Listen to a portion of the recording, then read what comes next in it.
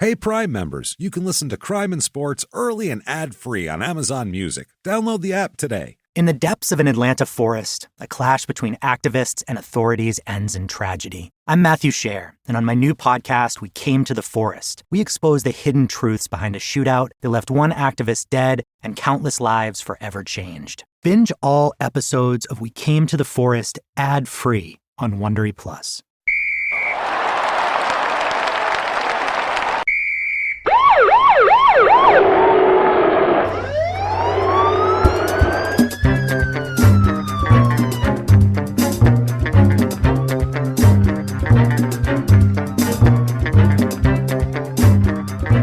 Hello, and welcome to Crime and Sports. Yay! Yay, indeed, Jimmy. Yay, indeed. My name is James Pietragallo. I'm here with my co-host. I'm Jimmie Whisman. Thank you, folks, so much for joining us again on another absolutely death-defying edition of Crime and Sports. We have a crazy episode, as usual. A very interesting one this week. It's a football player. Oh. And by the way, the next, I know I've said this before, but I'm knee-deep in the whole thing right now. The next NFL player we do will be Todd Marinovich. We've had a lot of people ask about it, so that'll be a lot of fun. That's a absolutely batshit episode. And I'm glad that I waited on it because he ended up getting arrested again from the time of when we were first going to do the episode to now. So we have extra to talk about. So that's all that is. So with that said, wild episode today. But first, a little bit of house cleaning. First of all, guys, have to tell you guys, thank you for all of your iTunes reviews, your Apple Podcasts, whatever you want to call it, the purple icon. Those really help. Whatever platform you listen on, if you give a review, you give us 5 stars and say whatever you want, doesn't matter. Say you're following instructions, following directions, whatever you have to fill something in there. That helps us out so much. It drives us up the charts. It feeds the funky algorithms of whatever these companies' charts are. So will that be enough for you, James? Well, it is. It's enough. But if you want to do more, there's a way to do it. Sure. You can go to shutupandgivememurder.com, which is all things crime and sports and small town murder. You can get all your small town murder and crime and sports merchandise, t-shirts and mugs and bath mats and shower curtains and anything you want there. Leggings are available. Absolutely. Ringtones are coming soon, by the way, to the website. We did post them, and there's some problems with technical issues with artwork, sizing. It's ridiculous. So they'll be up soon. Don't worry about that. Also, you can get tickets to upcoming live shows. We have a full slate. We're going to be having a full slate of live shows for the rest of the year. We're going to be announcing soon. And we are going to mix some crime and sports dates in there, too. So we're going to have some crime and sports live this year, and we are jacked about that. So get your asses, when we tell you, get your asses to wherever the hell we tell you to go and buy the tickets. Do that, and you can do anything you want there. You can also be one of our hero producers, who we'll talk about at the end of the show, right there on our site. You can do it, or you can go to patreon.com/crimeandsports, or you can just go over to PayPal and you can make a one-time donation using our email address, which is crimeandsports@gmail.com. Right. And these people are our heroes that keep us going. They really, really do. So thank you guys so much for everything you do for us there, and we will praise you with all of our hearts at the end of the show. But for now, we have an insane episode. Great. Let's give you a reason to want to help us and give us things, and then then you can do it. But let's listen to the show here, because this is a crazy one here. We're going to football. We're going to the NFL. Back to the brain damage sports, everybody, which are always the most fun. We've had a wild run lately of just the guys, the ones in brain damage sports specifically. Yeah, and even last week, Chris Washburn. I mean, that's the least brain damaged man I've ever dealt with in my crime and sports life here. Somebody messaged me that they live 2 doors down from that man. Showed us, took a picture of that. Yeah. We were like, oh my. Bro's still rocking a Mercedes. I guess so. It's probably a 97 though. Probably, that's the thing. It's from when or an 87 from when he got drafted. Rolls Royce interior. Yeah. It's brand new from when he got drafted. It's got 300,000 miles on it. Now it's very sad. It rattles, and it's got like a loose board in the back, like a loose fender that like rattles and shit. None of the carpet matches up anymore. Half his speakers are blown out. It's just awful now. All the glue letting go. That's right. Well, let's talk about a guy who who has a pretty similar path here. I will tell you, not a lot of sports at all here. This is crime and sports. A lot of crime and sometimes a little bit of sports. That's our motto here at Crime and Sports. Is this a draft bust? This is a very big, well, not really a draft bust because he was drafted late, but it's a talent bust. Okay. It's a guy who had literally could have been an amazing running back. I mean, we're talking a top tier guy, and instead is garbage. Yeah. Very much in the vein of Lawrence Phillips. Yes. He's compared to Lawrence Phillips all the time. Really? It's Cecil Collins. Oh. You know who this is? No, I was going a different way. I was going with Ricky Williams. Ricky Williams. No, he hasn't done anything. Yeah, well, what has he done wrong? Yeah. He's a nice guy who likes to smoke his weed and mind his fucking business. Didn't he get, I don't know, I remember him being in, there was a video online of him being interviewed by cops, and I don't remember the outcome. I don't remember. He's just a stoner, Ricky Williams. He's just a calm. Not a lot of arrests. Just a calm, he's just like, hey man, I'll smoke my weed. Like, that's all. Leave me the fuck alone. Master P. That's it. Now, Master P is in this episode as well. Really? We will talk about Master P. Oh, my God. I can't wait. All sorts of shit. Well, Cecil Collins, better known as Cecil the Diesel Collins. Of course, he's Cecil the Diesel. Cecil J.P. Collins. Can't ascertain the middle name. All I got is J.P. I wonder if it's actually J.P. This is middle name. It might just be J.P. Who knows? It might be like after other people. It might be. We have no fucking idea. But Cecil the Diesel Collins here. Born November 19th, 1976. When he grows up, he's 5'10", about 210 pounds. Okay. He's a running back. Yeah. I mean, he's a bowling ball of a muscly, thick-legged, tough dude. Yeah. He's from Leesville, Louisiana. Oh boy. Which is in central Louisiana on the western border. Okay. And like on the Texas border there, up in central, up when you're talking north-south. Inland. This does not touch water. This is gross. This is not Mardi Gras. No. There's Mardi Gras. Fun to be had here. Fuck no. They'd shoot you if you wore beads here. Is that a smile, boy? You can show us your tits, but we ain't giving you no beads. That's the town motto. Leedsville. It's Leesville. Like a dude, like the guy. L-E-E. Well, it's named after Robert E. Lee, as a matter of fact. Oh, Jesus. Oh, yeah, this is the South, boy. My word. Oh, yeah. This is an army town, too. Okay. There's the home of the Fort Polk U.S. Army installation here. So the motto of the town, not to go too small town murder here, but their town motto is best hometown in the Army. So it's an army fucking town, just plain and simple. Leesville area is known as no man's land of Louisiana. It's just who the fuck wants to be out in western Louisiana on the Texas border? But best hometown, James. If you're in the Army, best hometown in the Army, not anywhere. Only no man's land. It's better than Fallujah, is what they're telling you. It's named after the area of Leesville, the battle. Better than Kabul. It's named after the area of the battlefield with like the barbed wire and like no trenches, right? Yeah. That's fucking horrifying. Like the demilitarized zone, right? That's what it is. It was founded in 1871. The guy who founded it named it for his hero Robert E. Lee. Oh God! And that was So there you go. And it was home to a giant plantation. And it's very southern. Let's just put Twitter it that way. hasn't heard of this one yet. No. No. That name would have been changed already. Fuck. Gone. Now, Cecil's parents get divorced in 1987 when he's about 11 years old, which is around the same time he starts playing football. Okay. Now, at 12 years old, he was at Leesville Junior High. He played tailback for the 7th and 8th grade teams. Both of them. And both teams, and would often, they had games in the same day, so he would play both games. Holy shit. At 12, he'd be playing both games.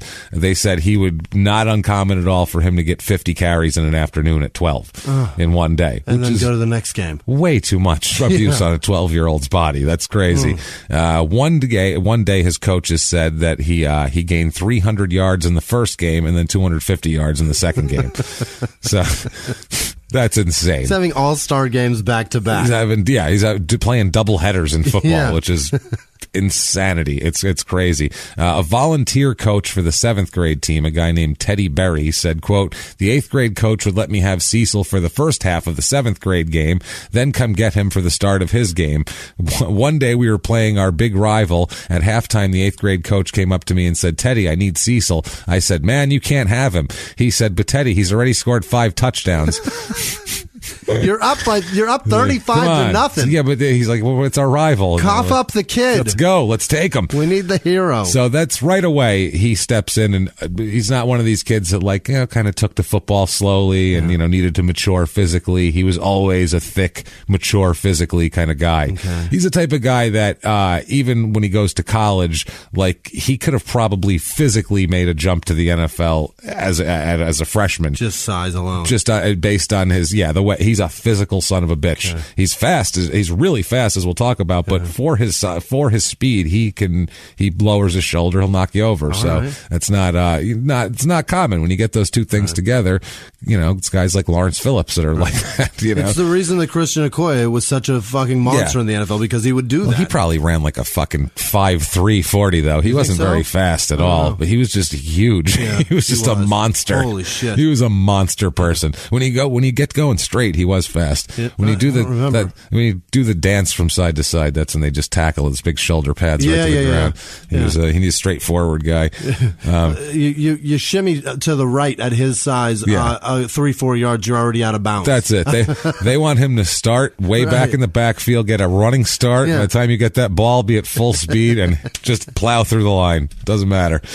Tell them to grab ankles if they want to tackle you. Hit them like bowling pins. Yeah, that's essentially what he did. Yeah. The man was a monster. Well, people try to tackle him up high like a running back, around the stomach area, and they just bounce off of him. Or he would do the high step and bounce him off their thigh, off his giant legs, and that was you'd see guys get kneed in the head by him, and you're like, oh god, and they're laid out cold. From a running back's legs. That's nuts. OJ used to do that to people too. Really? Yeah, OJ was famous for that. Was he really? I obviously OJ was never a saw him physical play, but son of a bitch on the field. He was fast as hell, but you'd see him, and his teammates would talk about it too with OJ. OJ had a real rage to him when he ran. That's bizarre. He ran. Weird, isn't it? Strange that would come out, that he's a rageful guy. But he'd look to deliver a shoulder to somebody and shit like that. Like he was, how about that? Yeah, he was tough and fast. So Cecil goes to Leesville High School, which Leesville, the year before he got there, had 1 win as a program. Collectively over the years. No, over that year. The year before. The year before he got there, they had 1 win as a program.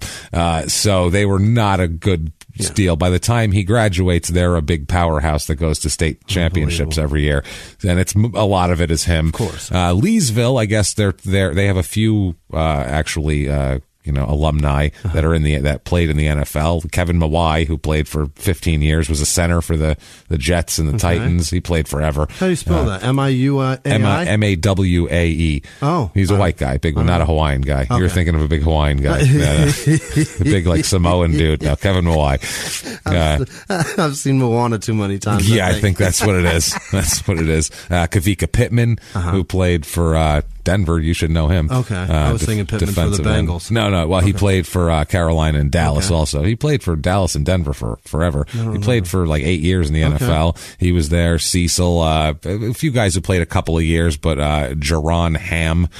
So, I don't know. Whatever. I love that last name so much. Ham with 2 M's. Yeah. Like Jack Ham. So you got to be a giant fat white guy to have that name. Well, Jack Ham, what a great name for a linebacker, the old Steelers linebacker. That's a great Jack Ham. So badass. And he was a badass. The Pittsburgh Steelers had a ton of linebackers named Jack. Oh, yeah, they had Jack Lambert, Jack Ham. That's like their go-to. They were great. All their guys sounded tough. Mel Blunt, that's a tough son of a bitch in the backfield. Joe Green. They all sound crazy. They sounded like made-up names that guys have when they're in the witness protection program. Hey, I'm Joe Green. How you doing? This is Jack Ham. This is Jack Lambert. You guys couldn't think of different fucking names. You both had to be whatever. Jack Ham and Jack Lambert. Here we got Mel. Mel Blunt. Short names, 1 syllables. That was when the world was great. The Steelers, just a gathering of witness protection people. And that's why they won, because they were criminals. They were mean, damn it. They're sneaky. Yeah. Plus, they would hijack the truck with the equipment on the way there. Teams wouldn't have helmets. It was a real mess. That's how it works. That's how it works. So, yeah, Leesville High. Like we said, Cecil's parents divorced in 87. His father was in the military for 18 years. That's why they're here. He was career service, and then he ended up being a recruiter after that for the service, so he kind of stayed around. And he ended up, after the divorce, his father, James, eventually moved to Houston, and his mother, Beverly, she stayed in the area. Just the Army guy leaves, and then they stay. That's crazy. Which is interesting. His mother, Beverly, worked the late shift at a fast food restaurant to support the kids. And then apparently Cecil, he took his talent to mean he could do whatever the fuck he wanted. He's one of these guys that was like, well, shit, I don't have to go to class. They pulled me out of that game at halftime in the championship to put me in another. You think you can do anything to me? I got 200 yards last week. Right. Like, I don't know what you're going to do. I got 550 last Thursday. You had one win before I got here, so I think I'm going to skip science this morning. I don't feel like doing it. Apparently, he started skipping classes in his junior year, and then his coach. This is what happens when you're like a good athlete. His coach would call him at 6 a.m. to wake him up every morning. Wow. If I skipped classes, nobody would call and wake me up. They'd just be like, oh, that asshole didn't show up again. Who cares? Or they call the police and they're like, this is 4 days in a row. Can you check on the Something's kid? going on. In New York, they didn't even care. No? Fuck no. You could not show up for 6 months. They'd be like, you're here again? What happened? They weren't real big on truancy laws there. Didn't really matter. Not when I was in high school anyway. So then the coach would pick him up at 7 o'clock in the morning and drive him to school, which is... That's awesome. And the coach even said, quote, some mornings he wouldn't come to the phone and I'd have to let myself in the house and get him up.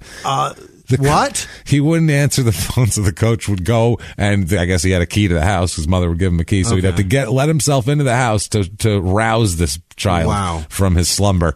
That's bananas. That's crazy. I've never heard of a coach going in somebody's house to please. Wake them up. We need you. We had one win. Right. Get up. If you skip classes, they won't let you play, and then I'll get fired. Get up.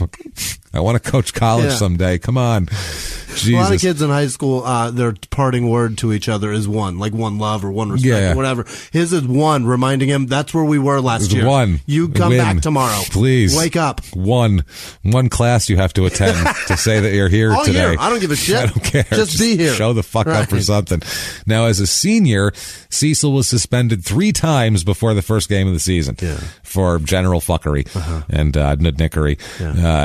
It was minor shit, but the school said that he showed a disrespect for authority, a refusal to obey the rules, and an attitude of privilege and superiority.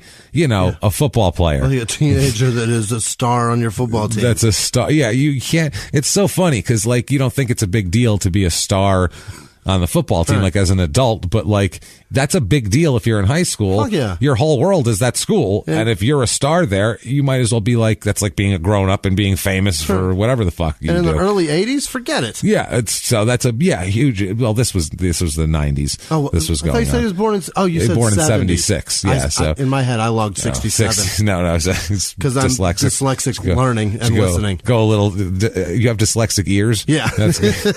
Jimmie Whisman, the most dyslexic ears in podcasting.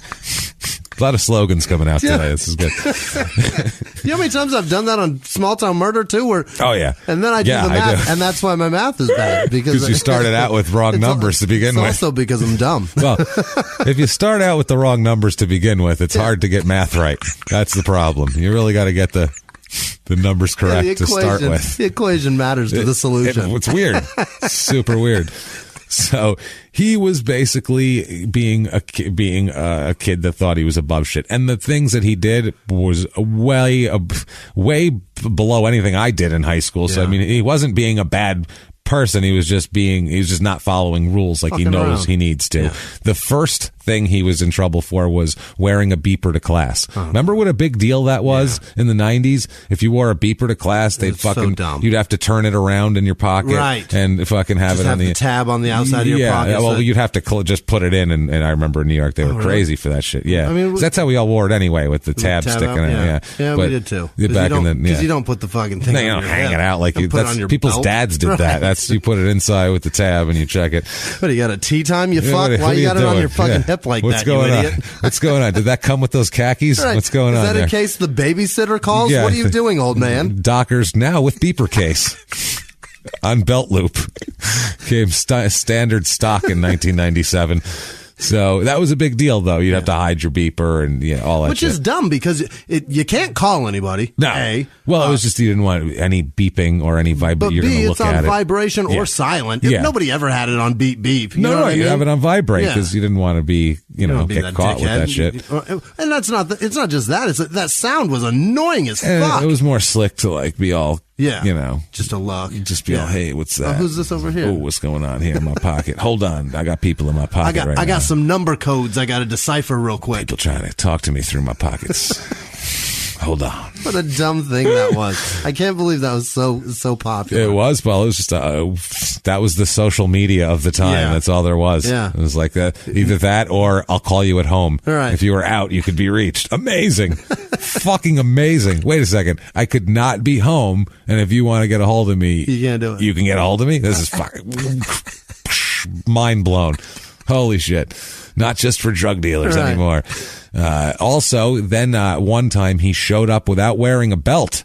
Oh. Showed up without a belt. That was a dress code? That was a dress code thing, which, I mean, good. How dare you? Yeah, what an infraction. No belts. My God. Did his cock fall out? You see how big I am? My cock probably broke the belt on my way to school. It exploded. I got a little boner. excited. You see how old I am? I'm 16. You know how many midday boners I get? And my belt exploded on the bus. I don't know I'm what sorry. to tell you. So showed up without a belt. So obviously he's a serial killer in the make. I know the triad is what? Bedwetting, cruelty to animals, and not wearing a belt, right? Yeah. I feel like that's what or was it's usually that. I think those are the three. Right. Yeah, and not wearing a belt. That's what it is. So clearly he's on his way to Ted Bundy territory, as we can see. And finally, the third infraction that he got suspended for, he was suspended for all three of these things, was a teacher heard him use profanity. Oh. Didn't use profanity to the teacher. Didn't say like, yo, fuck you, ma'am. Right. Like he heard him use profanity to another student. So a teenager, a 17-year-old kid swore when speaking to another student. No. When speaking to his peer. That's it. How do you do it? They should have just put him. They should have put him to sleep. I think at this point. At minimum, I'm sorry. He should have thrown away the key. Yeah. Obviously, he's bad seed. He's a bad seed, and he's in for a life of murder. Yeah. I'm sorry. Yeah. I don't mean to say it that specifically, but wearing a beeper, no belt, and cursing around another teenager. That's its own triad right there. You do that, you're going to kill. Yeah. That's all there is to it. So. They act like he's a bad kid. Yeah. He said they asked him if he wore his beeper to look cool, and he said, quote, "No, I needed it for my mom and my girl. At the time, my girl was pregnant." In high school, which is bad. That's tough. My girl was pregnant and everything. So, and everything. So, yeah. So, he's got, he'll end up having 3 total children in the end. This is the first of them. First one is when he's 17. When he's a kid, when he's 17.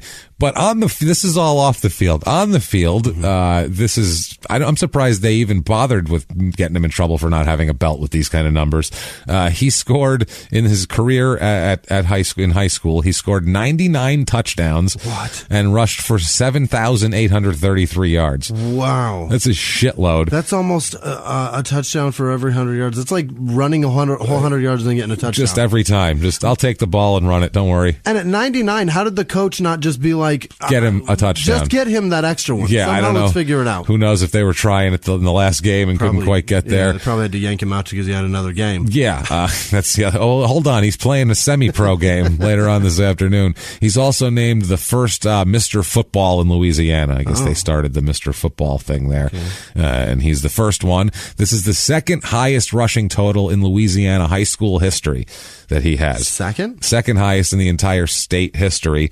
In his senior season, just his senior season, he rushed for over 3,000 yards. In 3 years before. He had like 3,800. Yeah, 4,800. And then this season, he rushes for 3,000 yards. Wow. Which 4,800, they only play 10 games. Right. So for 1,000 yards, that's over 100 yards a game. That's impressive anyway. Yeah. But 3,000 yards in like 10 games is pretty ridiculous. Boy. And scored 40 touchdowns in his senior season.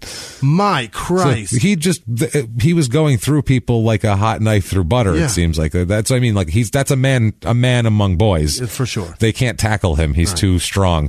And he leads Leesville to the Class 4A state title game where they end up losing. But they go all the way to the state championship. Year before he got there, one win. When he's leaving state championship. So, not bad. And people, obviously, colleges were over the moon for this guy. They were recruiting him left and right. He was just known as Cecil. All the recruiters knew him by the first name. He was one of the top prospects there was. They said that they called him a Bo Jackson clone.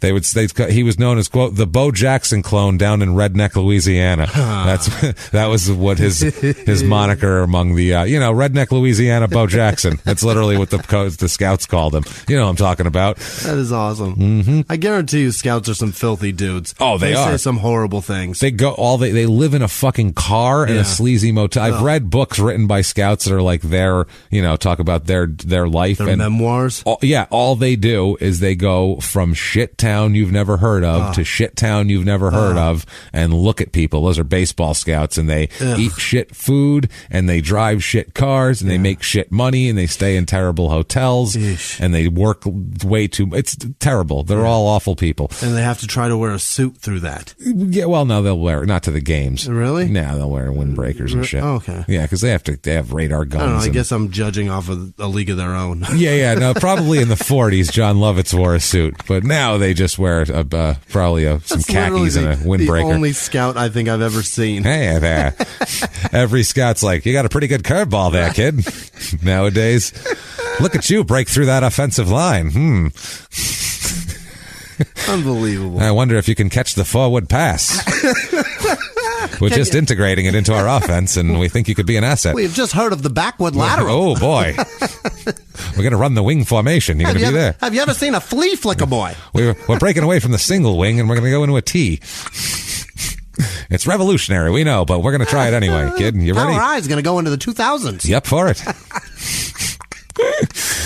Oh, Jesus Christ. So, the coach, all the big schools were recruiting him. Baylor, because it was close by there in Texas. Illinois, Nebraska, Notre Dame, Texas A&M, Texas, Oklahoma, you name it. Every big school you can think of. He chooses LSU. Because he's a Louisiana kid, and that's where he wants to go. Goddamn Tigers. Yeah, and that's what it is. LSU, is the assistant in LSU who recruited Collins said, quote, in Leesville, the kid was so popular he could do anything he wanted because he was such a great player. So many people liked him. Anything he did was socially acceptable. So he comes from a place where he just can do no fucking wrong. He's calling the shots. He is, and that's going to be a problem later on. Shockingly. Weird. That's weird, right? So they recruit him hard and he goes there. Problem is, though, he had a low ACT score, which is a college entry deal here. That's the problem. Yeah, a lot of these players have, a lot of the brain damaged sport players tend to have low ACT scores, and it's a problem. So this puts his eligibility into question coming in. So he retakes the test, and he improves, but he improves enough to pass it, and they call it suspicious. They say his improvement in a short amount of time too much was suspicious. So they made him retake it again, and he failed by 1 point. Oh, God damn it. He failed by 1 point and was declared ineligible for his first season at LSU. So Ouch. he had to sit out his freshman year at LSU, which that's a lot of times they redshirt a guy anyway. This wasn't a guy you redshirt. This is like a Maurice Claret kind of guy who comes out physically You need ready him right now. Yeah. Yeah, you throw him at the line and you let him go. So he, one of the Leesville assistant coach said, quote, "It was always, we've got to keep Cecil out of trouble. The school didn't want to give him a fourth suspension because that meant expulsion. It wanted him to graduate because everybody knew he was going on to bigger and better things. Unlike other kids, Cecil never suffered the consequences of his actions." Yeah. Which, I mean, if there's more that they didn't actually suspend him for, that's fine. But the things he did were not like... What are the consequences for those? He didn't wear a belt. Listen, fuck, the new... God damn it. The world is going to fall apart if a 17-year-old kid doesn't wear a fucking belt. What are we talking about? What are we doing? Infractions are so minor. Who it's like, gives a shit? What could the responsibility that he shoulders of a punishment really be? And it was the 90s. He was sagging his pants a little. That's all. That's all it was. Tell him to pull his fucking pants up if you have a problem with it and move on. Yeah. What the fuck are we talking about here? I'm talking about a kid that's getting in fights at school. We should ruin people's lives because of a lack of belt, I feel like. It's so stupid. And he cursed. I heard him say shit to another student in the cafeteria. He said shit! No! Run for cover. At the end of the sentence, he put "and shit" in there. Shit. You know what I mean? Imagine? Shit. Oh, my God. Suspend that man. So, anyway, they said that they would overlook a lot that went on, though. Coaches did. Even the cops in town would, stupid shit. If he was making a scene somewhere, nobody would bother him, basically. Right. They said he reported for practice in 1996 for LSU, and he had to take a drug test like everybody else, and he failed it. Yeah. His first drug test. With LSU. First one, it's positive for marijuana. Oh. And they asked him why he would use drugs when he knows he's going to be tested then, because it's not like it was a surprise that you knew you're going to show up, take a physical, get drug tested, and then start playing. Right. So you don't smoke weed for a month before that, and you clear your shit out, and you make sure you're eligible. Same thing with the NFL players. We've talked about the Nate Jackson guy, his book. He talked about how they know when the tests are coming. They know there's one in training camp, and once that's over with, they're fucking good. Party it up a bit. Party it up. Then they're fine. They're waiting for that test because they can't smoke weed till they get that test. And they all like to smoke weed. They do. Because they're young guys in pain. So, what's good for that? Weed. Relieves some brain injury. Yeah. And also some symptoms of it. And at the same time, kind of fun. Yeah. And not an opiate. So what the fuck are we talking about? Kind of fun. Kind of fun. He says that he had a hard time coming up with an answer. He ended up saying, quote, "I was hanging out with the wrong people, doing wild things," That's all he would say. Like, I don't know, I was just being stupid, hanging out with the wrong people. Same way my girlfriend got pregnant. Bad decisions. Bad decisions, not thinking about tomorrow. These things happen. So 97, he ends up playing with LSU. And they have a pretty good team that year. They go 9-3. They end up winning the Independence Bowl 27-9 versus Notre Dame. How about that? So look at that. That was a bad period of Notre Dame. But still. Sounds good. It sounds good to beat Notre Dame in a bowl game. Their quarterback that year was Herb Tyler, who I don't think he ever went on to... Who's quarterback? The LSU. Oh, okay. Herb Tyler. No. Herb. Herb's going to lead us, everybody. Can you imagine being 8 and that's your fucking name? Everybody follow Herb. Oh, God, no. We're going to kill these guys. Follow Herb. Herb Tyler. It's another made-up mob name. Yeah. He's in the witness protection program. Also, Kevin Falk on that team. Oh, yeah. Relative of Marshall Falk and longtime NFL running back for the Patriots. One of the best ever. Played forever, Kevin Falk. The Colts. Yeah, well, you're talking Marshall Falk. Yeah, but Kevin played forever, too. He was around a long time. So that type of team, good team. He's held out the first game of his of the 1998 season for a rules violation. God, Jesus, man. Or the 97 season for a rules violation. Do we know? The team didn't release. It was a private. The colleges keep that shit quiet unless it's something they have to release. Got it. So it was just unless there's a victim. Yeah, team rules. So he might have missed a team bus from a hotel or who knows, missed a curfew. Yeah. Who the fuck knows? But he finally comes out and he has his first game on September 13th, 1997. And he is a fucking beast from the start. an absolute beast. In his first 4 games, they end up playing Auburn, which those Southern teams, it's always good. Auburn, Alabama, Clemson, Always LSU, those teams all playing each other. Huge rivalries. He runs for 232 yards versus Auburn. Whoa. So that is basically he doesn't have to walk anymore. They'll Gangbusters day one. They'll just carry him from class to class and place to place in town for doing that. Right. And he said it was just everybody loved him immediately. Of course. He said, quote, "It all came so fast. I didn't feel like I was doing anything so different. I was just going out there and doing what I do, which is run the ball. I can't say it was a lot of pressure because I never feel the pressure when I'm playing." Oh, no. So he's one of those guys. It's like, I don't know, when I'm playing, I'm just playing. And then when I'm off the field, I'm pretty wasted most of the time. Right. So fuck it. He ends up in his first 4 games of the season here. He has 72 attempts, 72 rushes for 596 yards, which is 8.3 a carry. Wow. Which is about double what good is. Yeah. That's 4 yards a carry is like a 300 average type of thing. And this dude he's hitting about 600 right now. So 8.3, 3 touchdowns, had a reception too, and just absolutely a beast. Crushing it. Yeah. Kevin Falk, longtime NFL running back and teammate here, said, quote, "He was one of the best college running backs I ever saw. He was just one hell of a player when he played for the Tigers." He is coming into the 4th game, he's the nation's leading rusher. Also has the most yards in week 4 so far, and he missed the first game. Yeah. And he's already still the nation's leading rusher. He's only a sophomore, and this is his first year playing. Yeah. So, for all intents and purposes, he's pretty much a freshman. Right. So this is pretty crazy. Grace. Right now is Grace. Oh, this is great right now. He's at the top of the mountain. He's about to yell off, just like, "I'm keeping my beeper." He doesn't give a fuck. Can do what I want. I'll do what I want. He's doing great.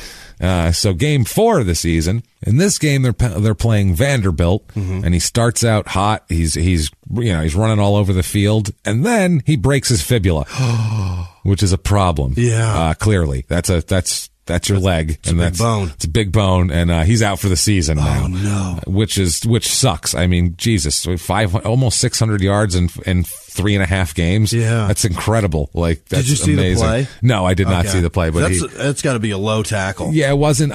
From what I understand, it wasn't like a Joe Theismann or anything like that. It was just he went down and was holding his leg and got up and was like, "It's broken." It's broken. Thing is broken. He's limping off. Can't the field. feel my toes. Can't feel. Hey guys, problem. So that now that spring he's out for the season, so he sits, and then that spring there's school. Obviously, the season ends. The bowl games are in January, and then they're in school for 4 or 5 months before the summer.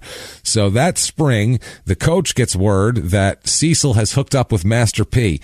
At that point. Like how? He's just hanging out with Master P, which is a problem because at this moment, Master P is a sports agent. Master P had just got Ricky Williams as a client. He's ruining people's careers right now. He's destroying people's careers with awful deals that net them really problems that last decades financially.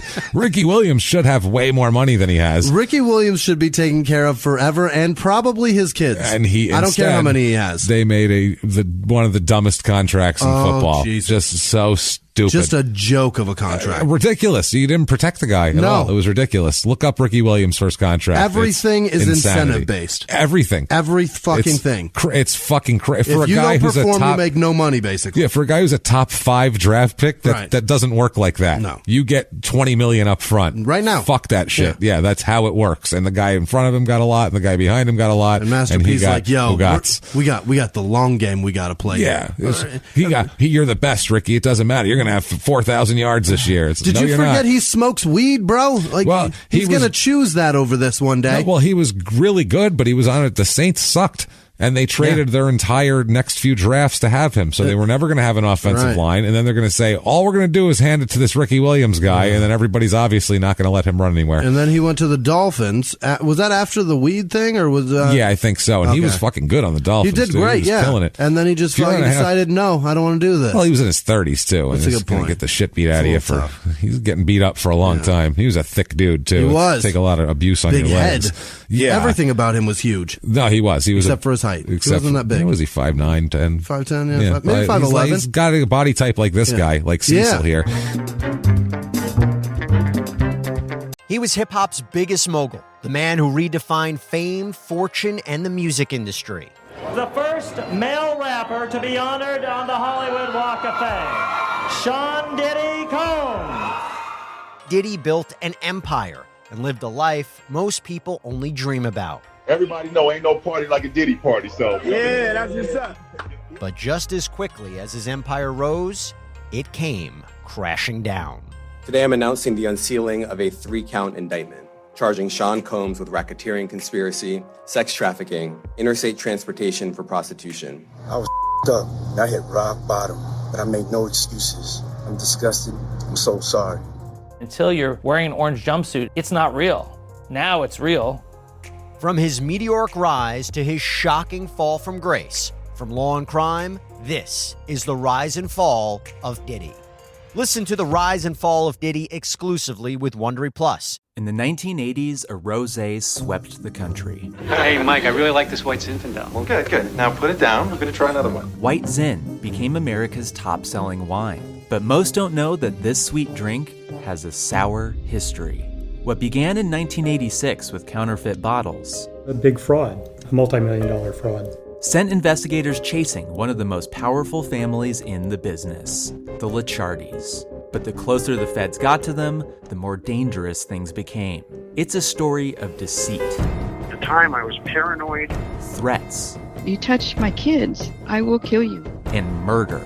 With a .22 caliber bullet to the head. What started with a scheme to mislabel wine spilled into a blood-soaked battle for succession.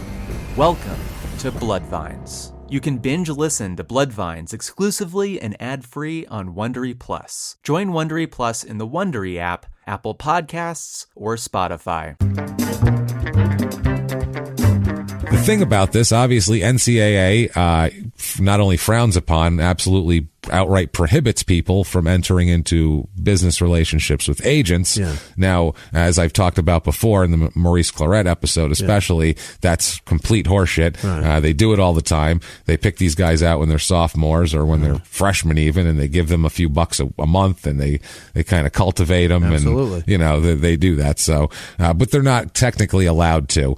And I guess the coach called Cecil's father, and is also his high school coach, to say, basically, what can you do here? You mean the guy that hasn't been in his life? He's been in his life. Okay. He's just moved away. Okay. But his father actually is in his life a lot and stays very connected to him and the family. He just doesn't live around there. Got it. He's in Houston. He's in Houston. Right. So I guess he said, quote, the coach said to the father, quote, Danny, everywhere he goes, he says to the high school coach, Danny, everywhere Cecil goes, he's got these guys hanging on him. The coach was worried every time Cecil left the campus because all of a sudden there'd be his entourage. Yeah. And he hated that. And he was scared that Cecil was going to end up being in an inappropriate relationship with Master P, which leads to the program being, that puts your program on suspension or on probation. You can't be on TV. Yeah. You lose scholarships. It fucks your program up for 5 years.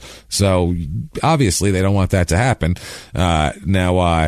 Cecil said that he met Master P while he was playing basketball around campus, and he said he was just a friend of his. He said that Master P, quote, never came out and talked to me about being my agent. Hi, I'm an agent and you're a great running back. Let's hang out. We'll never discuss maybe we should hook up someday. Right. Okay, sure. He said, quote, but I figured that later on down the line, it was going to end up happening. They're going to talk about it. They're at going minimum. Yeah, exactly. Eventually, though, from pressure from the program and everything, he ended up backing away from Master P. But he already pissed his coaches off and pissed the school off, and they were already kind of leery of him as a liability to them, even though he's a great player.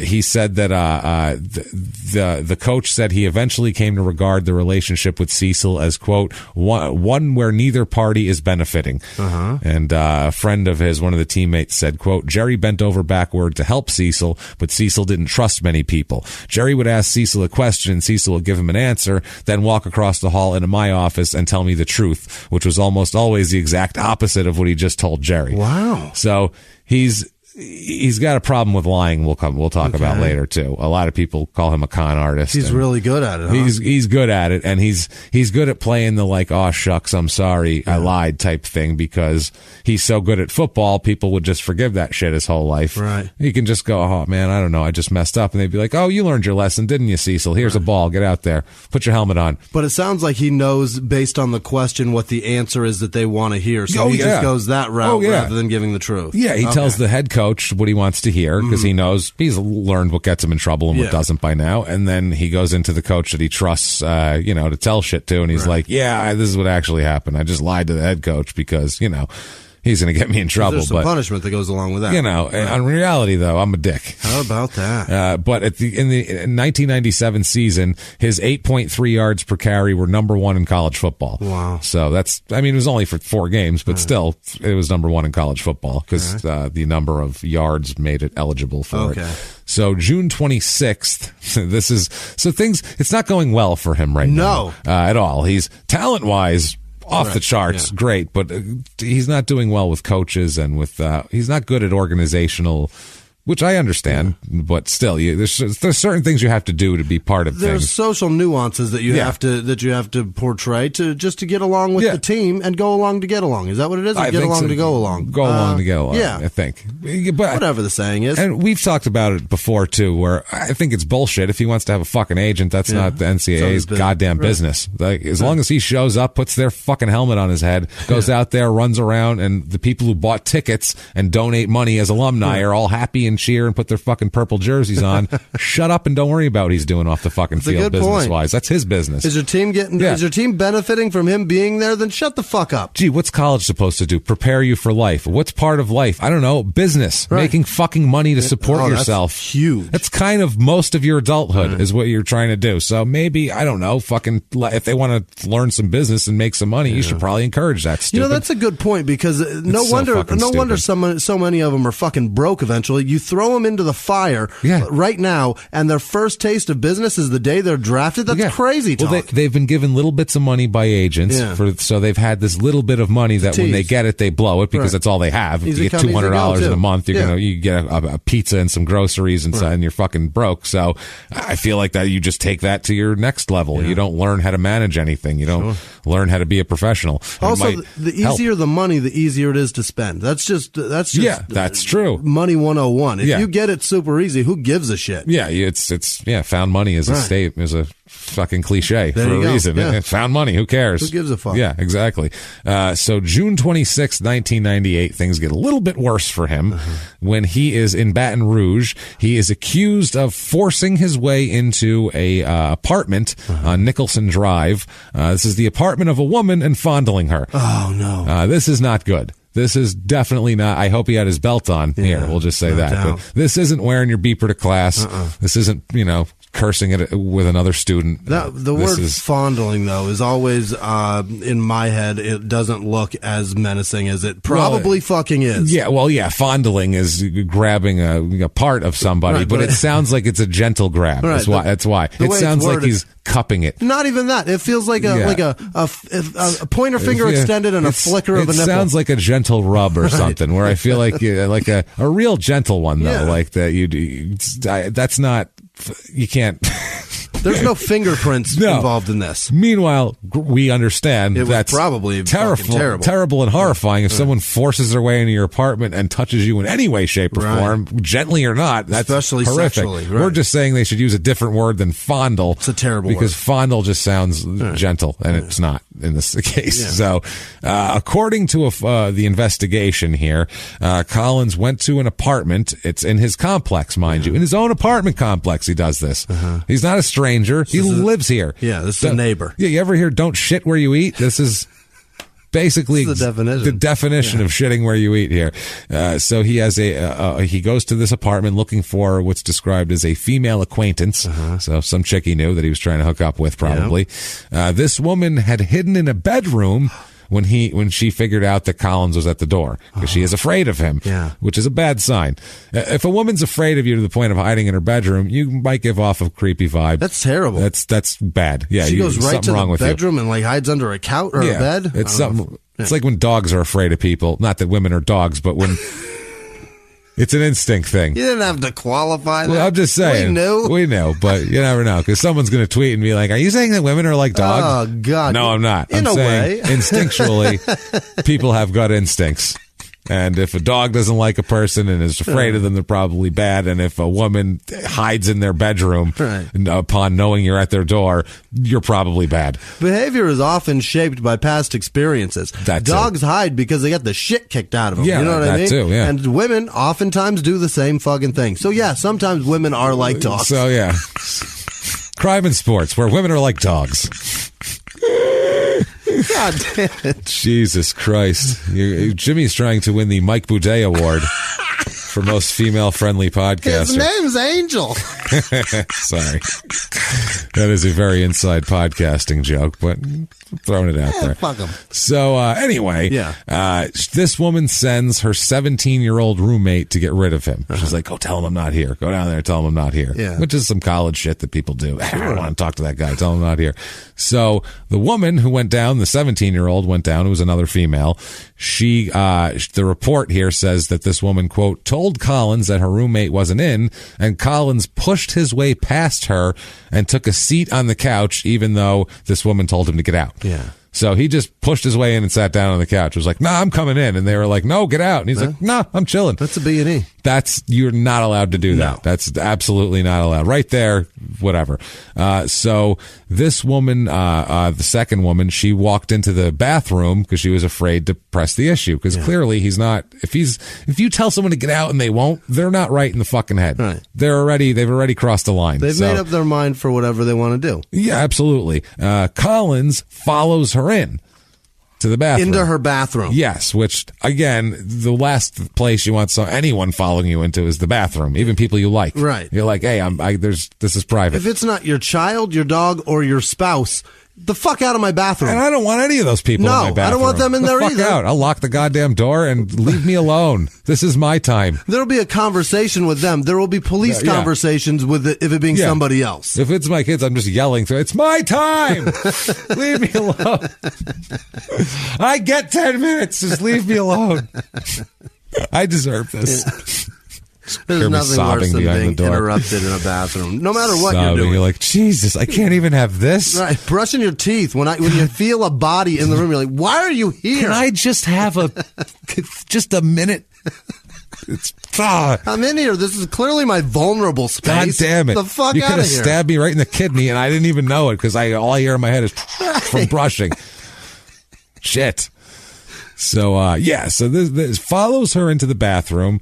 Then he places himself behind this woman and rubs his dick up against her ass. Mm-hmm. Well, that's not what the report says. The report says rubbed his penis against her buttocks. So that's the fondle. That's the fondle. He held her and was like kind of dry humping her in the ass. Fondle? That's the clothes rape. That is not okay at all. Not even close to okay. He also removed a blanket from around her waist.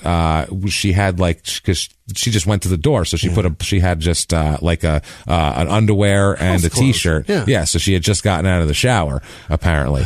So he removes this blanket. I don't know if it was a towel or a blanket. So she's only wearing a t-shirt, and then she yells for him to leave and cursed at him and was trying to get away from him and was cursing at him. And she went into the kitchen to get away from him because no one wants to be trapped in a small room with a large man who's rubbing himself on you and forcefully disrobing you. Right. And also the kitchen houses fucking weapons to fend this off. There you go. That's the other thing. In the bathroom, your toothbrush, unless you've pre-sharpened it. Right. Or warmed the curling iron. Yeah, you're not going to... You're fucked. You're kind of fucked. So you can squirt shampoo in his eye. Your options are limited. Kitchen's much more... Rub concealer and foundation all over him. That's not much of a weapon. You know what? No, it's not. It could probably hurt, but he's still coming. If your dick is that hard, you're going to go right through some concealer. For Put sure. it that way. That's what Crime and Sports would like to tell you this week. A hard penis goes right through concealer. Which I wish I could name that the name of the show this week. Oh man. So so she's yelling at him and cursing, and she's in the kitchen. He follows her into the kitchen and pulls his dick out. Oh no. Follows her with his dick out, holding his dick, telling her to look at it and touch it. I know it's not funny, but it's funny. For some reason, a man. That would be this woman. I'm sure it was a harrowing, frightening, horrible experience for her. Obviously, traumatic and everything else. But the thought, take her out of the picture. Yeah, take her. Picture this man alone in any environment you want. I don't care where it is.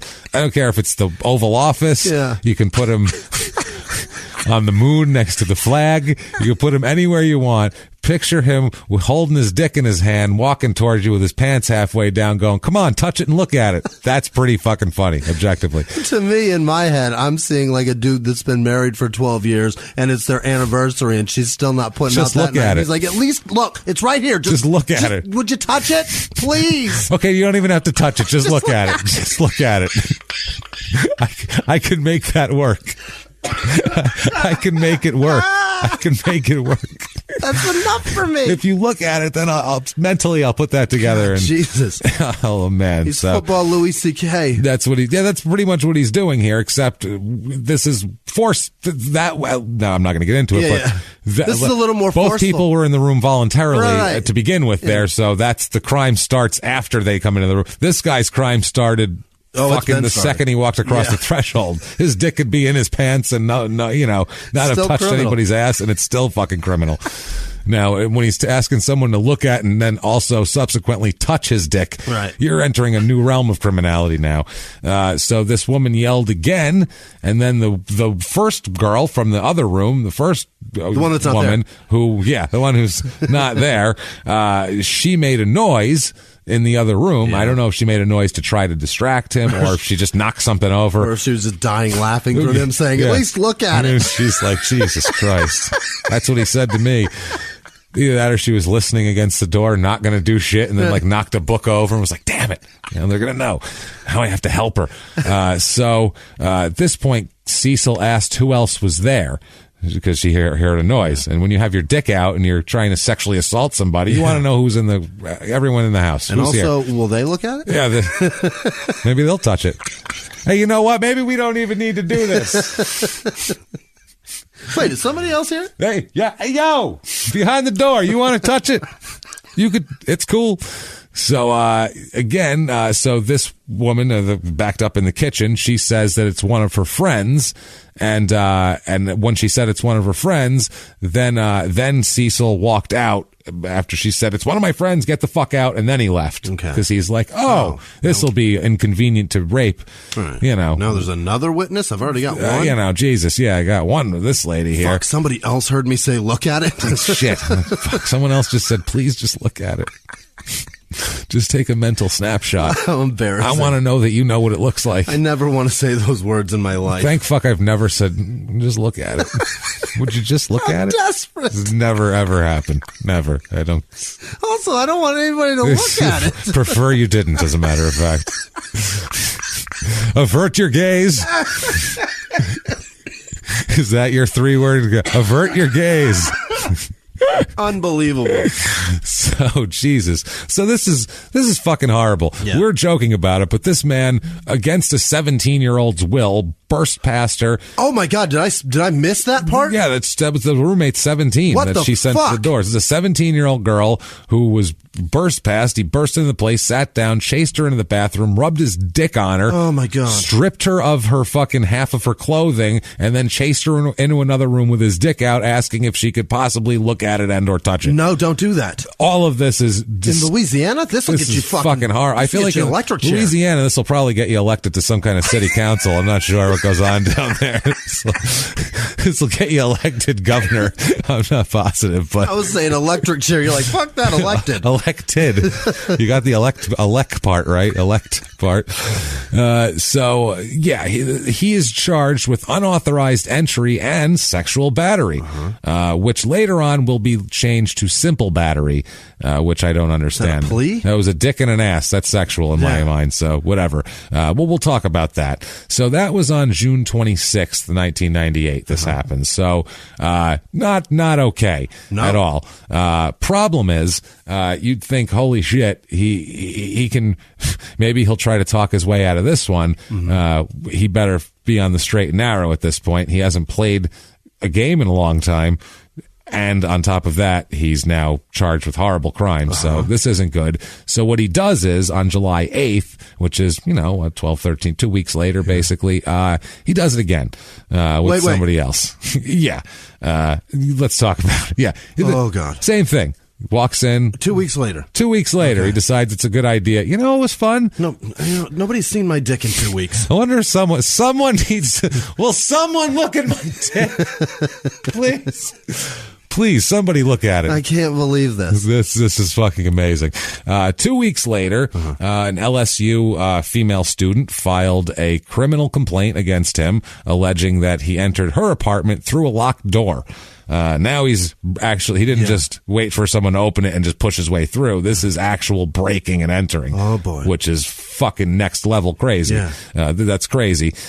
She said that he broke in at 4 a.m., 4 a.m., Jimmie'd her locked door open. I hate that word. Yeah, it's not good. I hate that that's my name. It's used as a dick, as a fucking a tool. Right. It's not great. It's like not even a real tool. It's when you fuck things up. Yeah. When you just got to Jimmie it. Right. That means you just take something and jam it in there and fucking make it work. Jiggle it until it opens. It's not even the correct tool. Jimmie, not the correct tool. Definition. A Slim Jim is legitimately just a manufactured piece of steel that you just jam into shit and jiggle it until it works. Fucking it's ridiculous. That's what a Jim or Jimmie just seems to be any sort of tool with no purpose that can be used to for criminal activities. So he Jimmie's opened this door now, and he must be good at this because she is on the sofa sleeping and does not hear him enter. Oh, so in the same room as her sleeping, he breaks open a locked door. So he didn't kick it open or anything like that, just burst in or just some shit like that. Really good with a credit card. Yeah, something. He's really good with. They have shit locks down there. I don't know what's going on. But apparently then he went in and sat beside her on the sofa where she was sleeping. Oh, God. Which is creepy. Terrifying. As fuck. Yeah. Terrifying. Then he, quote, touched her on the side of the face and said, "Hey, baby." And she woke up and saw a person who, doesn't live there and who was not welcome to be there, touching her face saying, "Hey, baby," while she slept. You know what she did? Fucking screamed as loud as she goddamn could and freaked out like anyone. That I would scream like a woman if I woke up. That's not an insult. I would the highest pitched thing would come out of my mouth. You think my voice is kind of deep? No, I would say... That's what the sound that would come out of my mouth. He's like Daniel Stern in Home Alone. Yeah, when he was a spider on his face. That's what I would be if I woke up to someone rubbing my cheek going, "Hey, baby." A large man, I would freak the fuck out. Running back size. Oh, yeah, big running back motherfucker. So she screamed, and he was like, "Oh, shit, my bad," and left. Yeah. What did he expect her to do? Did he expect her to be like, "Oh, hey, how's it? Hi, my name's Janet." Right. Like, what the fuck is he supposed to... He expected her to go, "Good morning. Can I see your dick?" Oh, can I see? I'd like to look at it if that's possible. I could touch it or whatever. Let's get it on. Like, thank you for breaking into my house. Good morning. Fuck me. What is he doing? What is this? So he's arrested twice in 2 weeks, which... for the same shit. Terrible things. Terrible, creepy, awful, horrible shit that no one wants to be associated with. This is a far cry from not wearing a belt. This is way past the beeper stage. It's escalated quite rapidly. Well past the beeper stage, I think we are right now. A friend of his here said that he refused to discuss the incidents. He just said, quote, "Cecil always said that nothing happened and that the victim in the first case was lying about the whole thing. He never went into detail, but all he would say is that she was lying and that he didn't do it." She said there wasn't really much he could do because it was her word against his. Okay, what about the second one? Right. What about number two? Let's talk about that. You know what? We'll give you the first one. Okay. We'll give you that one. What about number 2? We'll watch that two people heard exactly the same thing that you did to another girl. We'll put that. Let's just put that on the shelf for 1 sec. Pretend that shit didn't happen. We'll act like this is account number 1. How about Hey Baby? What's that about? Well, touching her fucking face. Fuck that. So this comes on also the heels of apparently he was about to be suspended from the LSU football team anyway for a long list of rules infractions on the team, including 3 positive drug tests. So he's just fucking around. Yeah. The coach kicks him off the team the day the charges were filed for the sexual battery. It's like, okay, that's enough. You're failing drug tests. You're hurt anyway. Now you're getting arrested for taking your dick out and asking people to look at it. No, not happening. Now, his official defense for these crimes, both of them were, let's guess. What's his defense? I didn't do it. Okay, that's one. No, this is not his defense. A different guy. No, it's better than that. Oh, boy. I was sleepwalking. Oh, no. I have no recollection of the incidents. I don't know what happened. If they say that's what happened, I guess it happened, but I don't remember it because I was asleep. That is the most dangerous napper in history. He's the fucking, you can't be the creepy sleeper. That would be his. You can't be a guy that takes a nap and wakes wakes people up with your dick out. You can't do that. No, that's his nickname. It should be the creepy sleeper. Cecil the creepy sleeper Collins. So, Jesus. Actually sounds like a nickname somebody would have. It does. It's not bad. Creepy sleeper. I like that. So, he is kicked off the team here. Yeah, I was sleepwalking. Yeah. I don't fucking know. Wow. I mean, that's ballsy, by the way. That is a far stretch for believability. You know what I mean? To have plausible deniability in that that's crazy talk. That's not even plausible. Don't remember any of it. He gets a break in court. He gets a 5-year prison term suspended. Oh, really? So he gets a 5-year suspended sentence. So he doesn't do time for this. Okay. He does also get 4 years of probation out of this whole deal. So in 4 years, if he fucks up, he goes to prison. He's going to go to prison for 5 years, and then add on whatever else. Right. Now, an assistant coach, John Nagel, we'll talk about from another team he plays for here, said, "You want to know the truth about Cecil Collins? This is when he was 22. He's a 22-year-old man with a 15-year-old brain. When he's on the football field, he works his butt off, but off the field, he's as immature as they come." Okay. That's his problem.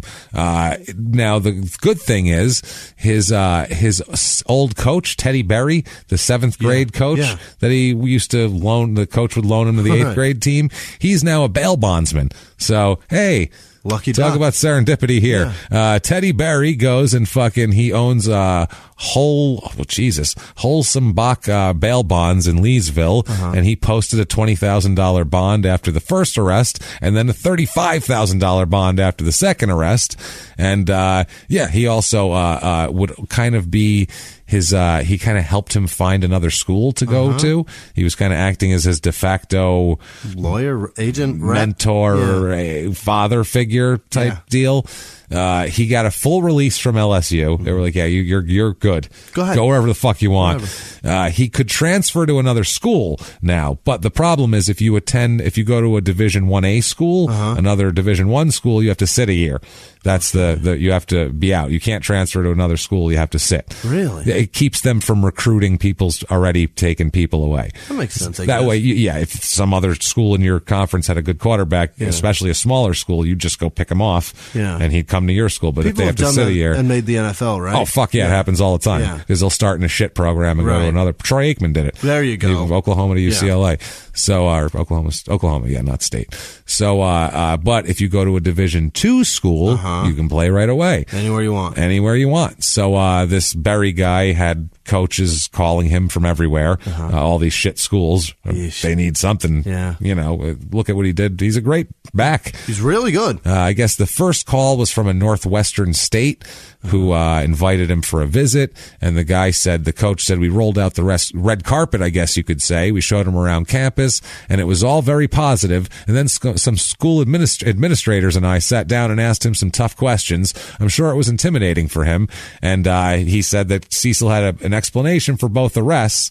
In one case, he claimed to be the victim of mistaken identity. Of course. And in the other one, he said to the coach, quote, "It's not as serious as you read in the paper." So now it's not sleepwalking anymore. Right. Now the first case just didn't happen, mistaken identity, and the second one, misunderstanding. So he's full of shit, and he tells 10 different stories. So that's a problem. You got to have one for that. You know what I mean? You need one solid story. You don't get multiple stories on something that serious. I have a sleep problem. I've been seeing a doctor. Yeah. That's what you need to say. Yeah. I saw a doctor. I sleep apnea. I got a mask. I'm good now. I get a thing. I take these pills. Right. He helped me sleep through the night. Now it's much better. Yeah, something. I got a bed with leather straps. I can't get out. Yeah, you need a solution for that problem that you have at that point. You've got to have a reason and then the solution. It's weird, Coach. I just sleepwalk. It's like we have to put you in like the Wolfman. We have to hide you or lock you up at night. So finally, 1998, he ends up transferring to McNeese State. Never heard of it. McNeese State. Yeah, it's woo boy. Do we know where that is? It's down south there. I think it's in Louisiana too. It's just a Division II school. They're a good Division II school, and he ends up going there. He's eligible to play right away, obviously. Now, the McNeese State went to the 1AA national championship the last season. All right. And lost 10-9. So, one of the coach here at McNeese State, Bobby Kiesler, said, quote, "Through Cecil's attorney, Cecil expressed to the McNeese football staff that he wished to become a member of our football team.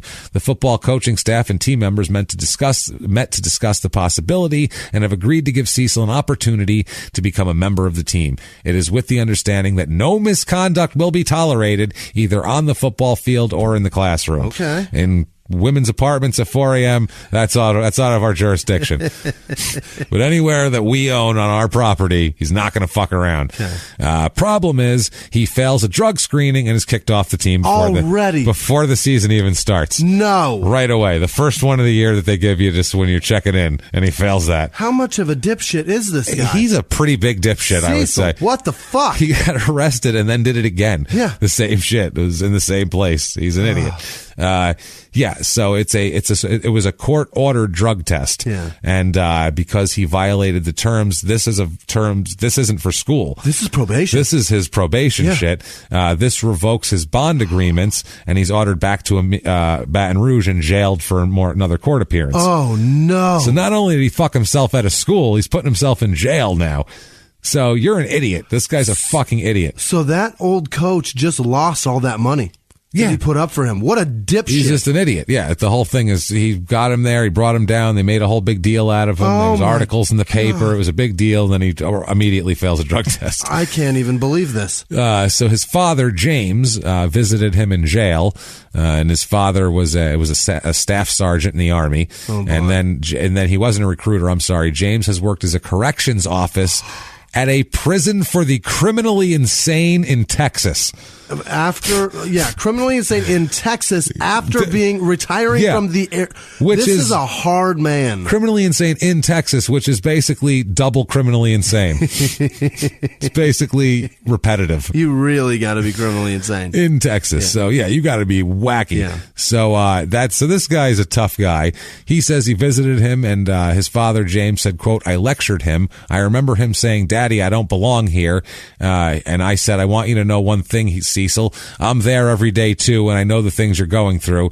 And he asked him if he felt caged, if his freedom was taken away, and all that sort of thing. He said to Cecil, quote, 'Look around you, son. If you're really the man you thought you were, then why are you stuck in jail and not playing football?'" Yeah. Tough love, and it's good. Yeah. Now, the coach, Nagel, the coach from LSU, from McNeese State, that was LSU, I'm sorry. He called, Jesus Christ, man. He called to tell Cecil goodbye, and Cecil, God damn it, the coach said that Cecil asked the coach what was going to happen, and the coach said, quote, "Hell, Cecil, I don't know what's going to happen, but I don't think it's going to be good." And Cecil said, quote, "The judge likes me, and I'm going to talk my way out of it." Oh, my God. That's what he said. No. He sounds like the Wild and Wonderful Whites of West Virginia. In this documentary, a kid had shot his uncle multiple times in the face, then had like a 2-day standoff with the police while shooting at police and everything else, and then was like, I don't think I'm going to get jail time. The judge likes me. And then got 50 years in jail. So he'll be lucky with the charges that he's got. He's not getting out on good prisoner behavior. You know what I mean? Well, he's going to be there a while. This is a probation violation, right? That he's but it's technically probation violation, so. And the probation is on sexual assault charges. Yeah, totally. Well, they reduced it to simple battery. Oh, that's right. So the sexual thing is out of there. I think that's so he doesn't have to register as a sex offender. Probably is why they did that. Now, the coach said he told him, quote, Cecil, you're about at the end of talking your way out of things. Yeah. And he said that's the last time he talked with him. It ends up being a guilty to felony counts of unauthorized entry of an inhabited dwelling and misdemeanor simple battery counts. Mm-hmm. That's what it was here. So it's the 5-year, like we said, 5-year suspended. He ends up serving 28 days in jail out of the probation violation, and then ends up in a halfway house for 2 months. Okay. So he ends up losing 3 months of his whole deal out of this. In the halfway house, he signs with an agent because he can still play football. So there will be a silver-haired middle-aged white man on the front lawn of a fucking halfway house with a pen and a piece of paper going, I can get you money. And a boombox playing over his head. Yeah, I can do. Yeah, just let's see those big thighs that get bust through that line, my friend. This is Jimmie Sexton, who's kind of he's a character, this guy, and has a lot of interesting dealings later on. This guy here, he says that Collins ends up, when he gets out of this whole halfway house, he moves to Dallas to prepare for the draft. Okay, Sexton, the agent, would give Cecil an allowance so he could live, hired a trainer to get him back into shape, and began, spreading PR basically that around the NFL that his client's a changed man, and Cecil's, seen the error of his ways, and now he's fine. The lawyers, basically, they're trying to get everything over with legally before the draft, NFL draft, and all that sort of thing. Under the terms of the plea agreement, he's sentenced to the probation and also 400 hours of community service. And he says, he can't wait to do that. They send him to the NFL Combine. He runs a 4.41 40-yard dash. That's great. Fucking great. Yeah. It's the second best running back time in the whole Combine. How about that? Which they're impressed with, because last time they saw him was pre-broken leg. Right. So that's impressive. Healed. It's healed. Yeah. I don't know who number one was. I know you're going to ask me. I'm not sure. I love knowing that. I know. I do too. Anytime anybody ever goes, this person was number 2. Oh yeah, who's number 1? Who's number 1? God damn it! It's always the first question. Then McNeese State lets him do a pro day there, where he works out for NFL scouts because they want to see him again, because they're still leery of him. They want to make sure he's not going to take his dick out and ask one of them to look at it and touch it. This is team Chicago, Green Bay, Kansas City, Miami, New York, Seattle, and Washington all the bigs. All there scouting him. So a lot of teams there scouting him. The agent is telling everyone he's a changed man. They said that he's not the person that the police reports represented as a sexual predator, and that's not him. Totally different. He said he did a ton of rehab and that sort of thing. And he said just after everything, Cecil just said he kind of went crazy. Yeah. He doesn't know what he was doing, but now he's focused. I got it. Now he knows. He was in jail, and that woke him up. So what you're saying is I can't do that. Okay. Don't do that. No problem. What he's saying is, I'm good now. Right. That's now. I wasn't good then, but I'm good now. Everything is fine now. They told me what I did was wrong, so I won't do that again. I'm good now, obviously. Now the league analysts here, draft analysts, predicted him as the number 4 running back in the draft. Also, they had Ricky Williams, who's coming off a Heisman win. Yeah. They had him, Edgerrin James, Kevin Falk, his teammate, ex-teammate, and then him. Wow. So that's how he's drank, like Mel Kiper's, whatever. Impressive. He's a number 4 running back. Okay. His old coach at LSU said, quote, Cecil is as good a pure tailback as I've ever coached. There might be better all-around backs. I think Kevin Falk is better better all around, and Tony Dorsett was better all around, who's a fucking NFL Hall of Famer. Of course he's better. But as a pure runner, Cecil is as good as there is. Okay. So he's being compared favorably to Tony Dorsett, which is bonkers right there. They're totally different runners, too. Dorsett was a little guy. He's tiny. It's a weird comparison. I met him. We've told us. They stretch the shit out of that little guy. Yeah, he's so small. He's a little shit. Now, his LSU running backs coach said, quote, Cecil will need help making the transition to the NFL. Whatever team takes him is going to need a doctor or a counselor or a psychiatrist to work with him, or it's going to need to surround him with strong players. Otherwise, you can count on this. Cecil is going to have problems. So Cecil's dick's coming out. His dick will be seen by many in the area. They're comparing him a lot to Lawrence Phillips because it's the same. Very talented, fucking head case, legal problems. They asked Collins about that. They asked Cecil, hey Diesel, what up with Lawrence Phillips? Right. And he said, quote, man, I ain't nothing like that dude. That's what he says. I'm not going to talk about him because I don't judge no man, but I'm not saying people are wrong to compare me to him, but I'm not in that category, not even close. Okay. So, Lawrence Phillips. Yeah. Are you fucking kidding me? No, he was number 2, episode 2. It took him 153 to get to me. I'm shocked that guy knows who that is. Yeah, well, he was in the news a lot. But I met a dude that played with Lawrence Phillips. That's right. At the club, and I told him we covered Lawrence Phillips, and he goes, "Oh, I played with him," and I'm like, "Really?" And he goes, "What's he up to now?" I'm like, "Are you serious?" Are you fucking serious? Well, that's later. He might not have paid attention, but this is 99. Oh, he's fucking dead, bro. Now. You don't know he died? So Cecil thinks that a better comparison is Randy Moss, who came out the year before and no one wanted. He lasted all the way to the 21st pick because of his issues, and then he became Rookie of the Year and was a huge force. Or he's also Southern. And so he said that too. I'm more like a black guy with a Southern accent. Yeah, that's what I am. West Virginia fella. You know how that goes. He said, quote, because he showed them that given a chance he could produce. So he said he's like him. He said, quote, Jesus Christ, this is fucking amazing. They're talking about Randy Moss, and he says that the man made a mistake. Everybody makes a mistake. They asked him on something. They asked Randy Moss. They talked about that. He talked about seeing Randy Moss and he's saying he wanted to come in and rip the league apart.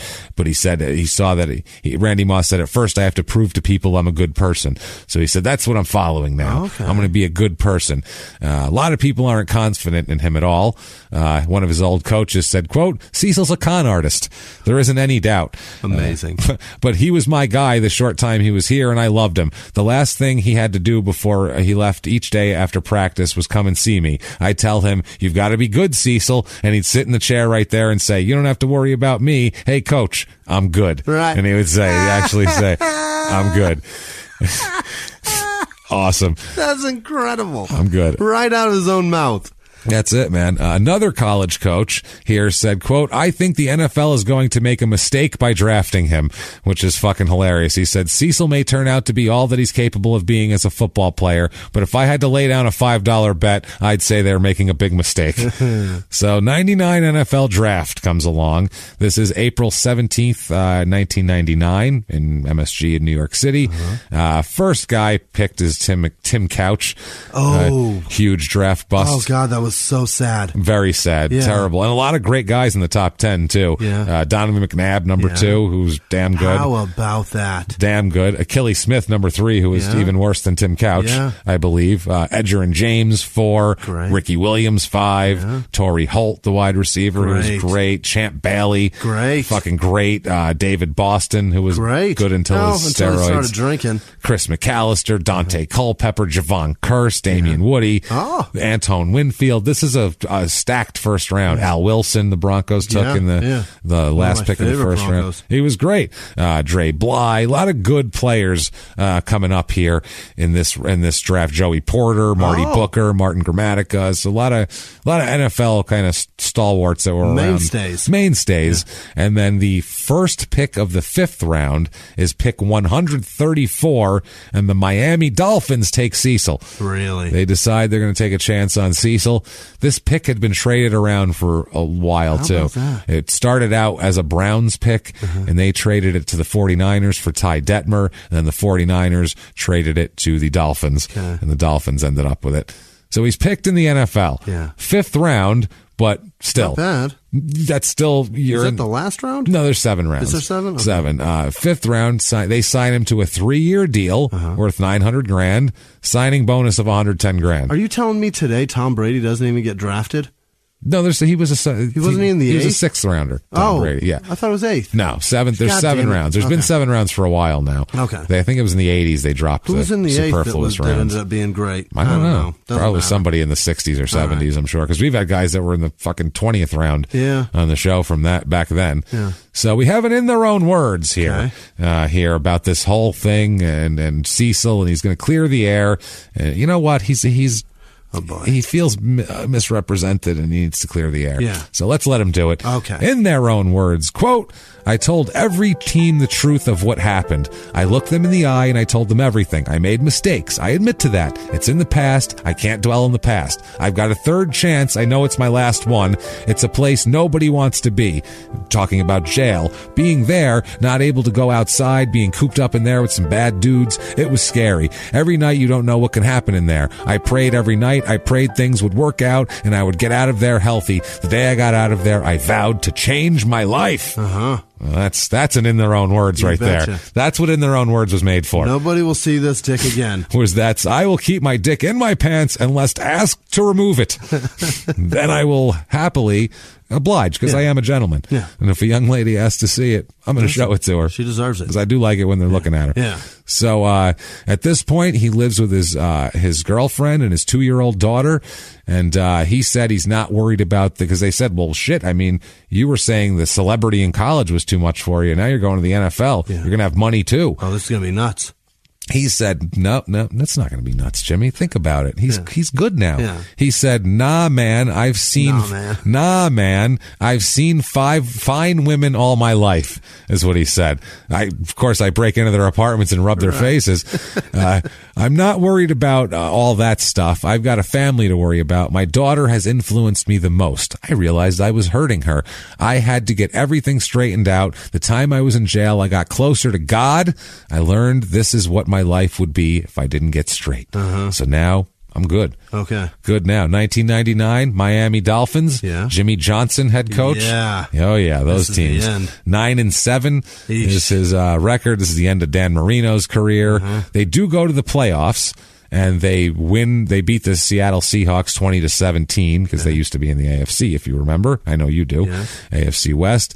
Then they lose the divisional round. I remember watching this game 62-7 against the Jaguars. 62-7. That is depressing. They got shit hammered. I remember. What year was this? 99. Okay. I remember Dan Marino sitting there just like, what happened? Yeah. Jimmy Johnson just like, well, this ain't how it used to go. I'm really sorry, Dan. Fixing his hair, going, I don't know what the fuck happened here, but shit. We've got 67 points. We're doing great. That's not your score, Coach. I look like Don Shula, don't I?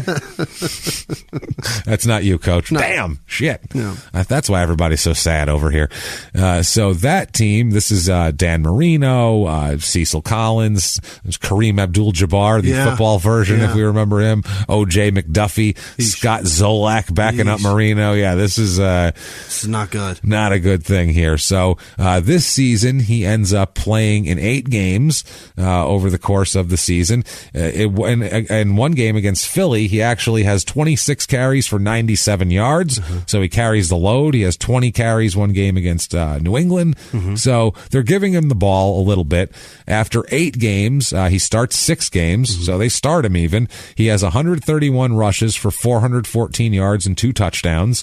That's, not terrible. 3.2 per carry, which is not great. That's not 8 at all. That's not 8.3. And they play a game in Buffalo. One game they lose 23-3 in Buffalo. He has 4 carries for 0 yards that day and suffers a leg fracture. Oh no! So that's same leg, different leg, I think. No. He's got fragile legs sough. They're big and thick and fragile. Right. This is a different injury though too. It's not the same bone. It's not the same injury. It's a fracture. I think it's a contact thing. So now he's fucked and off and done. And by the way, That's it for football. Done. There will be no more sports at all. Not that there hasn't really been any anyway. How depressing. But he's done. That's all he ever does. He plays in 8 NFL games, and he only played in fucking 4 college games. Yeah. So I mean, he's honestly, got 12 games of like post high school, quote unquote professional football. He did a big time football, whatever. So 12 games. 12 games. He only played 12 games more than me. That's it. In college and the NFL. That's it. You're almost there with him, Jimmie, honestly. Neck and neck. So this is, but he doesn't know this yet. Right now he's just injured. Yeah. And you'd think he'd just rehab and try to be back as quickly as possible and show that he's willing to work his ass off to stay on the fucking team and make $900,000 over 3 years, which is more than he'll make doing anything else this guy could do. Oh, boy. Breaking into people's apartments and taking your dick out isn't a profession. It doesn't pay well at all. It's a really low paying job. Risk to reward is crazy. It's super high. Yeah, if you add in legal fees, forget about it. So December 16th, 1999, this is a few weeks after his injury. He's, injured, just sitting out, whatever. He ends up in the Palm Trace Landings, which is an apartment complex in Davie, Florida.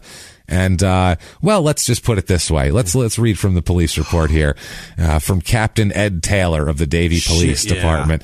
He said, quote, "The couple was sleeping when Collins entered their bedroom." The couple was sleeping when Collins entered their bedroom.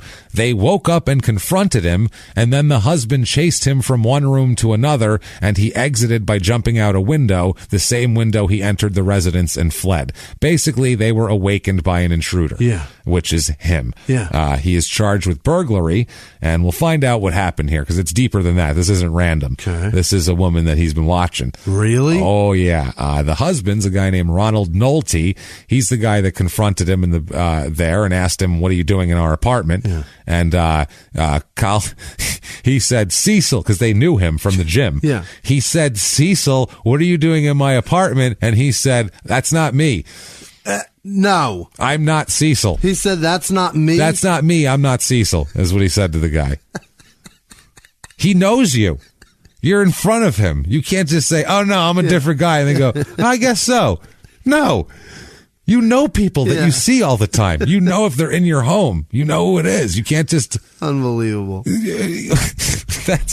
Imagine doing that. Yeah. Someone you see in the gym all the time, and you run into them and you go, "Hey, Bob." And they're like, "No, I'm not Bob." Like, what are you fucking talking about? I saw you yesterday, stupid. Unbelievable. It's you.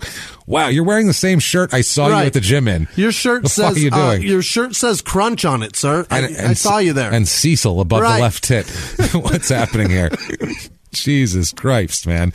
So he claims, "Not me. Sorry." Right. Wow. And this guy said, "I was looking right at him, and I know it was him, and I told him I know it was him." Same voice. And he was like, "Nope, not me." So he said that Cecil just jumped out the window, and then the husband here ran out on foot to chase him. And then when he caught up to him, he said he caught up to him, actually. So Cecil... Not so fast anymore. Well, he's got a broken leg. Yeah. That's why. So he's limping away after climbing out a window. Now, if he was in top shape, the guy would have never caught him, obviously. And if he would have bowled him over with a stiff arm. Yeah. But instead, he caught up to him, and he grabbed him and said, "I got you. I know who you are, and I got you." And he's like, "Nah, man, you don't know who I am." Wouldn't he just... Don't ruin Cecil's life. I'm not him. If you're not Cecil, wouldn't you just be like, "Yeah, it's Cecil." Just tell him Cecil said sorry, and then fucking run away. You're right, it's Cecil. Right. That's what you want. You want someone to mistakenly identify you in the middle of a burglary. Unbelievable. Positively identify the wrong person. So, man, the woman here, Tina, his wife, Tina Nolte, said she was so traumatized by this guy being in her apartment that she couldn't even dial 911. She said she was just frozen. I have dreams about that all the time. It's scary. Just being in dead panic and being like, how do I dial it? I can't get the thing, and my fingers are too fat. I can't get my code into my cell phone. I get my thumbprint won't work. That scares the shit out of me. That's the worst. She said, quote, "You think in that situation you'll grab the phone and you'll dial 911, but I couldn't do it. I was shaking so bad." That's exactly what it was. Now, Jesus Christ. Later on, his lawyer will ask and will offer an explanation for this and ask the woman why she didn't call the police. He'll say, quote, "Wasn't she afraid you were going to find out that she had an affair with Cecil Collins?" The lawyer his lawyer tries to say this whole thing has nothing to do with breaking and entering. Cecil's been having an affair with this woman. Oh boy. And then the husband found out to be there, and basically they're trying to say, look, he was fucking this woman and then the husband came home and then the husband, they called it a burglary because, it looks better for them. Oh boy. No, they were sleeping and he broke into their house. Somebody's heard the Biggie song. Yeah, exactly what they were doing. He's like that's what they think it is. That's it. Broke the bitch up after tied her up with the pillowcase. Sorry, I'm laughing too hard. That's amazing. Okay, so he says, the husband says no, that's not true, and she says that's not true. He was being held in the Broward County Jail on $10,000 bond on 2 counts of burglary. May also face a count of stalking. The police said that he had been following this woman. She had identified him as been following her recently, and then he shows up in her bedroom. This is some dead serious shit. This is sick shit. Yeah. The attorney, the deputy, whatever, the prosecutor said, quote, this woman was very upset. Well, no shit. Apparently he has been following the woman for some time and trying to make her acquaintance, and it ended with him breaking into her residence. So he was trying to come on to her all the time and she wasn't having it. So yeah. You can't do that. Jimmie Johnson, silver-haired, middle-aged as they come. Yeah. He is king silver-haired, middle-aged white man. The shit that he pushed aside at the University of Miami and in Dallas. Oh, in Dallas. Forget. Fuck. Yeah. He could be the silverest of the silver. It might be. We have a scummy award nominee here. He says, quote, I'm very disappointed in Cecil's actions. We don't know all the details yet, and I hope these allegations aren't true. However, he will be suspended until we find out more information. Indefinitely. They said that Johnson also said he's been undergoing regular counseling since he joined the Dolphins, and I thought he was making progress. He said, I want to make it clear that the Dolphin organization in no way condones the behavior that was reported to us. Until we get all the facts, it would be premature to speculate on what further action could be taken. Who knows? Now, while he is in custody, he cracks and he admits to doing it. This time he doesn't say he was sleepwalking. What? Oh boy. He said he broke into the home of a woman that he knew was married. He said he knew her from the gym. And his intentions were not bad, though, he said. He wasn't going to rape her. He wasn't going to steal anything. He only will... Jesus, this is creepy. This is worse than I wanted to rape her, I feel like. Obviously, it's not, but it sounds worse. Quote, I only wanted to watch her sleep. Eesh. No. That is the creepiest fucking thing I've ever heard in my life. I mean, I understand if he was at least like, I really was just going to rest my dick on her face and hope it went in her mouth. Like, I at least can like put into his mind, like, you can see a benefit. You can see if dick is in mouth, feels good. Right. Dick in mouth feels good. And then he would go, I put dick in mouth, and then that's how it works. It's just an instinct. But this is creepy as I don't know what the fuck benefit you get out of that. Yeah, unless creepy. Because if there's the crime, creepy sleeper. Yeah, crime implicates or implies that there is some sort of goddamn benefit for somebody. Yeah, in one way or another. It's just going to look at her and then leave. How long is he going to watch her for? And generally, the benefit is sexual. Yeah. Does that mean he just wanted to watch her sleep while he tugged? Is that what he's going to do? Well, maybe it was like the other one where he just sat down on the couch. It was probably the same thing. Wanted to rub a face. And then he wanted to be like, hey, baby. And then that's his come on. God, it's so gross. Break into a house. The prosecutor in court played the tape in which where he made the statement that he entered the apartment through a side window. He fled when the husband confronted him and said, quote, I just wanted to go look at her. Jesus fucking Christ. Boy, oh boy. December 29th, a couple of weeks later, 1999, the Davie Police Department said they're investigating 2 more incidents in which he allegedly harassed and stalked women. He is awaiting extradition to Louisiana for the probation violation for this whole thing as well. They said the Davie police captain said, quote, we're not going to go into details about these incidents. Mr. Collins is under investigation by our department, and that's all we're going to to say. Apparently, the new case is that he might have victimized other female residents at the same apartment complex. By the way, he lives there, too. So both places he's done this at are places he lives. Is it a good assumption that he's not with baby mama anymore? No, he's with her still. He was still fucking with her. What is going on? I don't know. He was breaking into. It's fucking crazy. How much looking at his dick is she not doing? That's where does she not go? Hey, where's Cecil at 3 a.m? Right. He's out somewhere. Right. I don't know what the fuck. He took his Jimmie and tools with him. That's weird. This was a woman named Miriam Dandenau, who was 25, and she had 2 kids and lived with the kids at the complex. She filed a complaint with the office manager, complaining that Collins, quote, came on to her at the complex's pool, then pulled down his swim trunks and exposed himself to her within view of 2 teenage girls. What the fuck? Yes. So, he came on to her and then whipped his dick out at the complex pool in front of teenagers. He's going to hurt somebody. You think? Yeah. Jesus Christ. Well, we'll find out. Miriam Danendow's claim is real close to other shit that he's doing. It's all very creepy. Jesus Christ, man. Man, so they're talking about returning him to, he's charged with burglary from the first thing, and they're working out what charges he could have out of exposing himself. Yeah.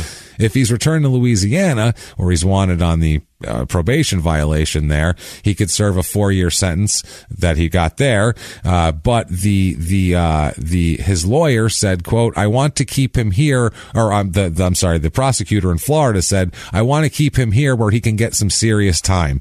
That's what he said. Okay. But the other side, his defense attorney, Cecil's attorneys, are also trying to keep it in Florida. They're fighting extradition. They want it in Florida also because his attorney says, and I fucking quote, this is the silverest thing ever. I have to write this man's name down because he's going to win a Scummy Award. This guy, Haddad is his name. Haddad. He says, quote, I haven't lost a case yet where I defended a Miami Dolphin, so I'm anxious to take this one to court right here in Florida. He literally said, you can't convict a dolphin in Miami. Fuck that. Unbelievable. How silver is that goddamn statement? Also, how ballsy to say that shit to the media. To the media. That's how silver they are. Yeah. They don't give, they're like, that's how brazen we can be. My Christ. Fuck you. So now he is fucked. Mm-hmm. He's sitting in court. There's all sorts of allegations, all sorts of shit. He has like teammates that are calling him, like old people he knows, trying to, people try to like be supportive and they don't know if shit's true. A lot of people, like old coaches that liked him, junior high coaches, and Terry Berry, right. Or Teddy Berry. Yeah, is that his name? Terry Berry. Terry Betty or Teddy Berry? I don't know what the fuck. Teddy Berry. All these people are calling him. People are like, things of support. He actually gets one job offer. It's fucking crazy because it was his coaches are around, and his coaches were there. And then one day he thought he was meeting one of his coaches in the visiting room, and it wasn't his coach. It was Vince McMahon, the CEO of the WWE. And he says,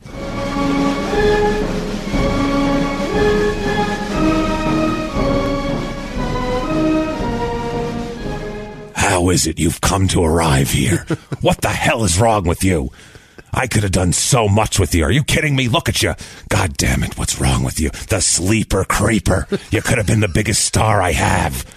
You could have just we'll introduce the first guy. Holy crap. We'll wait. You don't come out when they introduce you. He eventually gets tired and he goes to sleep in the ring. And then you creep up next to him. You creep in there. You creep in. You take your shirt off. Take that shirt off and show me some of that diesel. Come on. Let me see it. Poof. In a poof of steroids and turnbuckles, and he's gone. And legal bills. And Cecil's like, can I get that? Where's the contract? Right. I'll sign it right now. Is it not incentive laden? I'll take it. I'll take it. Take that shirt off. Let me see some of that diesel. So that's ridiculous. I'm assuming Cecil's a black guy. He could be a black hillbilly in overalls. You're going to be a black hillbilly that creeps up on people when they're sleeping. You're from Hillbilly Leesville. Hillbilly Louisiana. Forget it. Never mind Leesville. You're from Hillbilliesville, Louisiana. A shirt has never touched your back. You've never seen a shirt. Matthew McConaughey's worn more shirts in movies than you have in your entire life. Jesus fucking Christ. The sleeper creeper. The sleeper creeper. On all fours coming in. Creeping in. He's got a mic in his hand. He's like, yeah. I'm just watching him sleep. And then he wakes him up by going, hey, baby. And then he gets him in a submission hold. They're like, what the fuck? What's happening? The first time a dick comes out. He's got me in an arm bar. WWE. Yeah. You can take your dick out and you can just slide into the ring. His new move, his finishing move is look at it. Look at it. Look at it. That's what he says in interviews. You tell everybody, you say, I'm going to get you in this ring. I'm going to beat you 1, 2, 3. I'm going to take the belt. Then you're going to look at it. You're going to look at it, pal. Let me tell you something. And it's left up to the audience to understand what it is. Did he mean the belt or did he mean what's below the belt? It's like, I guess so, sure. Whatever, coach. That's a great wrestling gimmick. Whatever you say, coach. Sure. I guess. Why not? Fuck it. That's better than any wrestling gimmick they got today. That's pretty goddamn good. Yeah, that's a pretty good one. I just think I just come up with something. I'm not available to be a writer. Sorry, but you can use that, guys. You want to use the creeper sleeper. God, Jesus. You can use it. We'll put it that way. It's yours. It's Ed. all yours. But give us a plug somewhere, maybe. I called him Ed. I meant Vince. Yeah. Ed. Who the fuck is Ed? Ed McMahon. Ed McMahon. Whoa, Vince and Ed. That is amazing. Vince and Ed and Flipper's a dolphin. I'm really starting to see how your brain works. It's amazing. It's very... Your cylinders fire right across. You know those things when you're a kid where they teach in school, there's like A, B, C, D, E, F, G, and then 1, 2, 3, 4, 5, 10, and it's like, this person and this action, and you just drew lines straight across from one to the other. Bob, well, he must have been the one that took his car to the thing. Holy shit. Oh, man. So that's awesome. So... 2001 here, he ends up having to plead guilty to this shit in Florida. So 2001, March 27th is sentencing here. Now, they convict him. The jury convicts him here of this. And then 2 hours later, they do sentencing. Right now. Which is weird because normally you present a case of mitigation. And but here, you got 2 hours to prepare that shit, which is crazy. Florida's scary. I would say so. Even they probably do that in death penalty cases. All right, put your shit together. We're sending you to the chair in about 4 hours, so you better have a defense. Did the lawyer stand up and go, he's a fucking dolphin? Are you serious? Didn't you hear my interview? I was on the news saying that shit. The defense lawyer said that he tried to convince the jury in closing arguments that Cecil and the Tina Nolte were lovers and that Nolte lied about it to save her marriage. That's a bad case. But they thought that was bullshit. And then the couple during sentencing, the penalty phase, your victims get to speak, and the couple there, the Noltes, get to speak. Tina said, quote, in the community where I live and where I work and where my family lives, I had to see myself smeared on the radio and in the media and by the lawyers, portrayed as a woman who would cheat on her husband. Which, that's... They were shitty. That was a really shitty thing to do. The husband talked about how he had to get out of bed to defend, his wife from a fucking intruder. Right. This is all scary for normal people to think about that. And then he pointed to Collins and his 2 defense lawyers and said, I don't know how to defend her from people like you and you and you. Wow. He even included the fucking lawyers. Burner. I was like, yeah, get him. Yeah. Good for you, Nick Nolte. You guys suck as much as he does. Yeah, exactly. You're trying to make it so we can do this more. Right. So after the jury delivered the verdict, Tina Nolte did say she felt vindicated. She said, you can't believe the pain and suffering this has caused my family. Yeah. Now, in the closing argument for the sentencing here, the prosecutor pointed out that Collins had told the jurors that basically that they said he had no bad intentions or anything like that, but they said, what intentions did he have then? Yeah. So the prosecutor said, quote, he wasn't there to steal a VCR or money. He was there to steal Tina Nolte's dignity and humanity. You, sir, may fuck off 15 years in prison. Whoa. He got 15 for that shit. I mean, the track record shows that this is a common thing. If this happened once, you'd be like, Jesus, he didn't hurt anybody, but that's still creepy. But 15, fuck. Yeah, this was just shy of Keith Wright.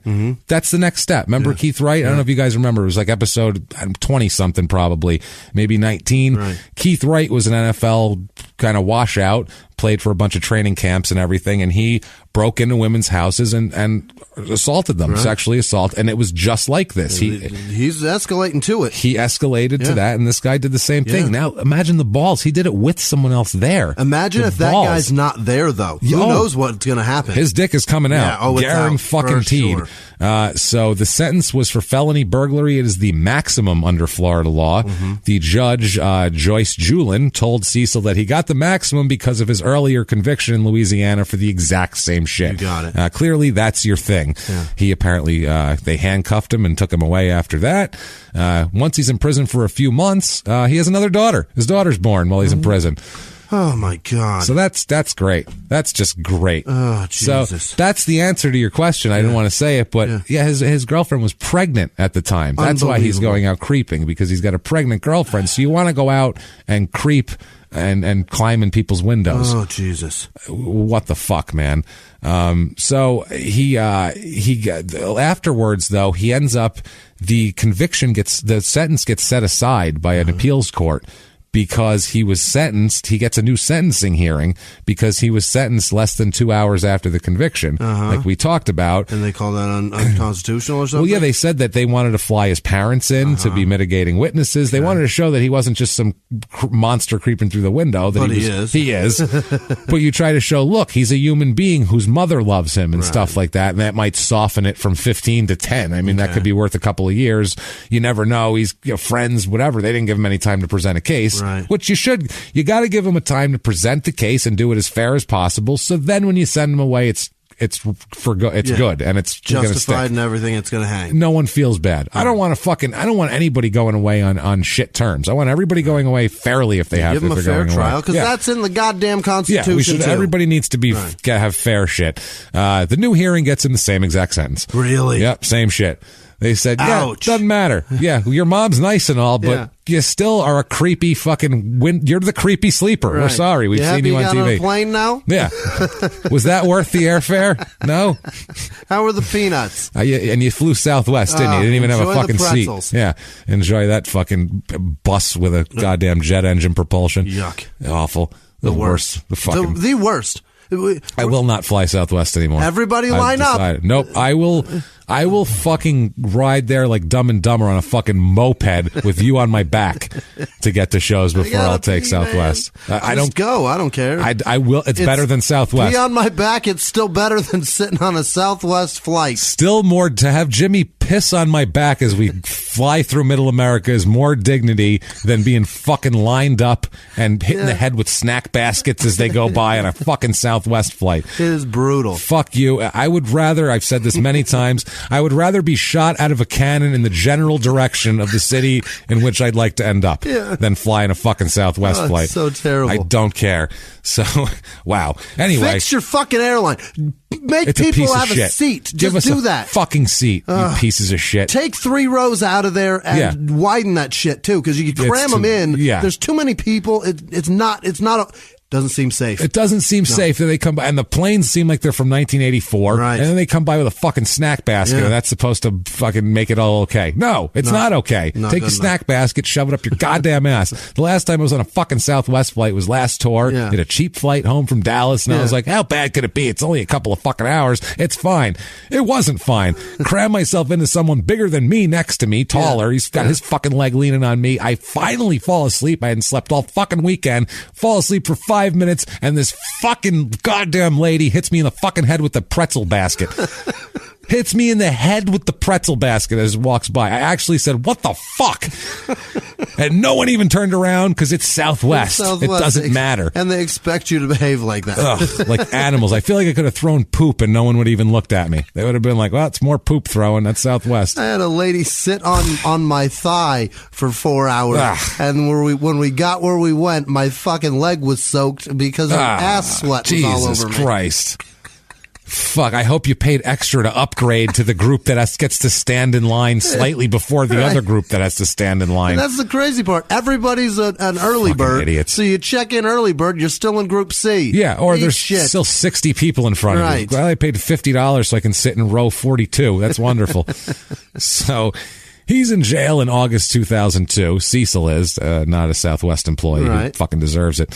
And he says he's kind of waxing a little bit about what could have been. Yeah. And he says, quote, this is August 2002. I would have been into my second contract by now, making big money, millions. I'd be taking care of my family, have been all pro, I'm sure, and fulfilled all the promise that everyone saw. It's August. I feel like I should be in training camp. Yeah. But he's in prison. Yeah. Actually. He really listened to Master P. He listened well, to the wrong songs, unfortunately, the ones that talked about prison. He told him all the things that he would be doing, and he's very optimistic about what he would have done if he would have kept it all together. Yeah, I'd probably be the best player ever. I'd be Walter Payton, and people would be, saying Jim Brown was a piece of shit because of me, but I get it, So he said, I had made it right to where I wanted to make it, the NFL, with the Dolphins. Then I fell. But just because I fell doesn't mean I can't get on my feet again. A lot of people expect me to be down, but I'm doing fine. I found the Lord. Oh, no. I'm not a real big Christian. What is it? I never heard this before. I found the Lord, so I'm good. I mean, I'm not real into it, but I've heard of him now. But I know the Lord wanted me to lay down here for a while and get my head straight. So in 2007, he gets married in prison to a new woman who he met in 2006. Yeah. He gets married to a woman named Elena. He met while she was visiting another inmate. What? So he stole some other inmate's girlfriend. He's Mr. C Block Steal Your Girl? Yeah, he's the creepy sleeper. Wow. She probably dozed off for 5 seconds. Next thing you know, his dick was in her hand, and she's like, I guess we're together now. That's prison. The first dick you see is yours. That's it. She was in prison, technically, so she falls under prison rules. Is that what you're saying? You're I guess you're so. on premises. Sorry. Now, he says he wants to get out of prison so he can be a family man and be with this woman. He even says that he's a different man from Cecil the Diesel. He said he used to view himself as a superstar who can do no wrong, but now he's not going to be the Diesel anymore. Okay. That was what he said. Quote, I think the Diesel is the guy that got me in trouble. The Diesel ran in clubs, ran with the wrong people. The Diesel didn't know how to handle all the money or celebrity coming in. At that point, I started to find out who Cecil really was, and what I found is that Cecil's a good guy. So he's saying Cecil's a good guy. No. All those things are not what landed you in prison. I mean, the clubs, the staying out loud. That's not what not handling your celebrity. You can do all of that. You're allowed to go out to clubs and party. Right. That's not illegal. You're not allowed to go into people's houses and pull your dick out, or even just stare at them sleeping. No, that's bad too. It's weird. If you would have been at the club drinking, the weird thing is, why can't he just go to the club and drink at night, and then he'd be a fucking nice guy? These are all at his apartment complex. Yeah. This fucking guy goes home at the end of the night, and then he gets into trouble. He needs to go out to the club and drink with the rest of the guys. Stay out. Jesus. Don't go home. You get in trouble when you're there. Stay out till 4 a.m, and then shit-faced, you get in your car and you figure out a way to get home. That's how you do it. Come on, guy. That's how you keep yourself in line. Which, honestly, that was much less. If you would have got busted for a DUI instead of fucking creepy sleeping, way less bad. Yeah. At that point. You're on the other side of the bars. Yeah, exactly. So 2011, while in prison, he has a ruptured esophagus from a chicken bone and almost dies. Oh, my God. I've never heard of this before. A ruptured esophagus from a chicken bone. He's eating the bone? I assume it's probably prison food. It might have been like something that had a bone that wasn't supposed to be there. Probably a chicken nugget. With a bone in it. Yeah, that's what I mean. Who knows what it was. Either way, chicken bone he ate, ruptured his esophagus, and he nearly fucking dies. Wow. So now he's in prison, and he was in articles being like, I was real sick, and now I've been in prison for a long time, and he's really trying to make people feel sorry for him. He starts really laying on the thick of the, hey, I didn't even hurt anybody really, and I've been in here for a long time, and my throat's fucked up now with that chicken bone. I'm married. I found a nice woman. I want to be a family man. I found the Lord. Not a big Christian, but I found the Lord. It's all good. And meanwhile, his kids haven't seen him fucking forever. Yeah. What about his dad? His dad was like a upstanding guy. He was a staff sergeant in the military. This guy sees scum every day of his fucking life in prison. Not even scum. He sees people that are criminally insane. The scariest of the scary people. And he's got to think, my son's in a place like this. I feel bad for all these people, Jimmy. I really do. Yeah. But not nearly as bad as so many. And they're great. God. As I feel for Cecil Collins, industrial engineer at Huntington Ingalls Industries in the Gulf Coast, Biloxi area in Mississippi. The South. Cecil Collins, a firefighter in Philadelphia. Oh, poor fella. City firefighter in Philadelphia. That's a super Irish man, though. Cecil. He is. He's hammering. He's like, that's right, you son of a bitch. He's a in Philly. Yeah, Jesus. He throws things at people at Eagles games. I feel like he throws nachos at people. He would have drilled our Cecil with a battery. Oh yeah, he would have. Yeah, you fucking bum. Look at you. Look at you bastard. The one game is where he had 97 yards was against Philly. Oh no shit. That Cecil probably pelted him with a D-cell that day. Him. You never know. Cecil Andrew Collins III, founder and managing partner of this insurance company that he runs. It's Cecil Collins and Associates. Wow. And they do insurance and risk management. And he seems like a really intelligent, smart, educated man who is professional. He analyzes risk management, and he didn't realize that putting the name of a fucking sexual predator... A little risky. That's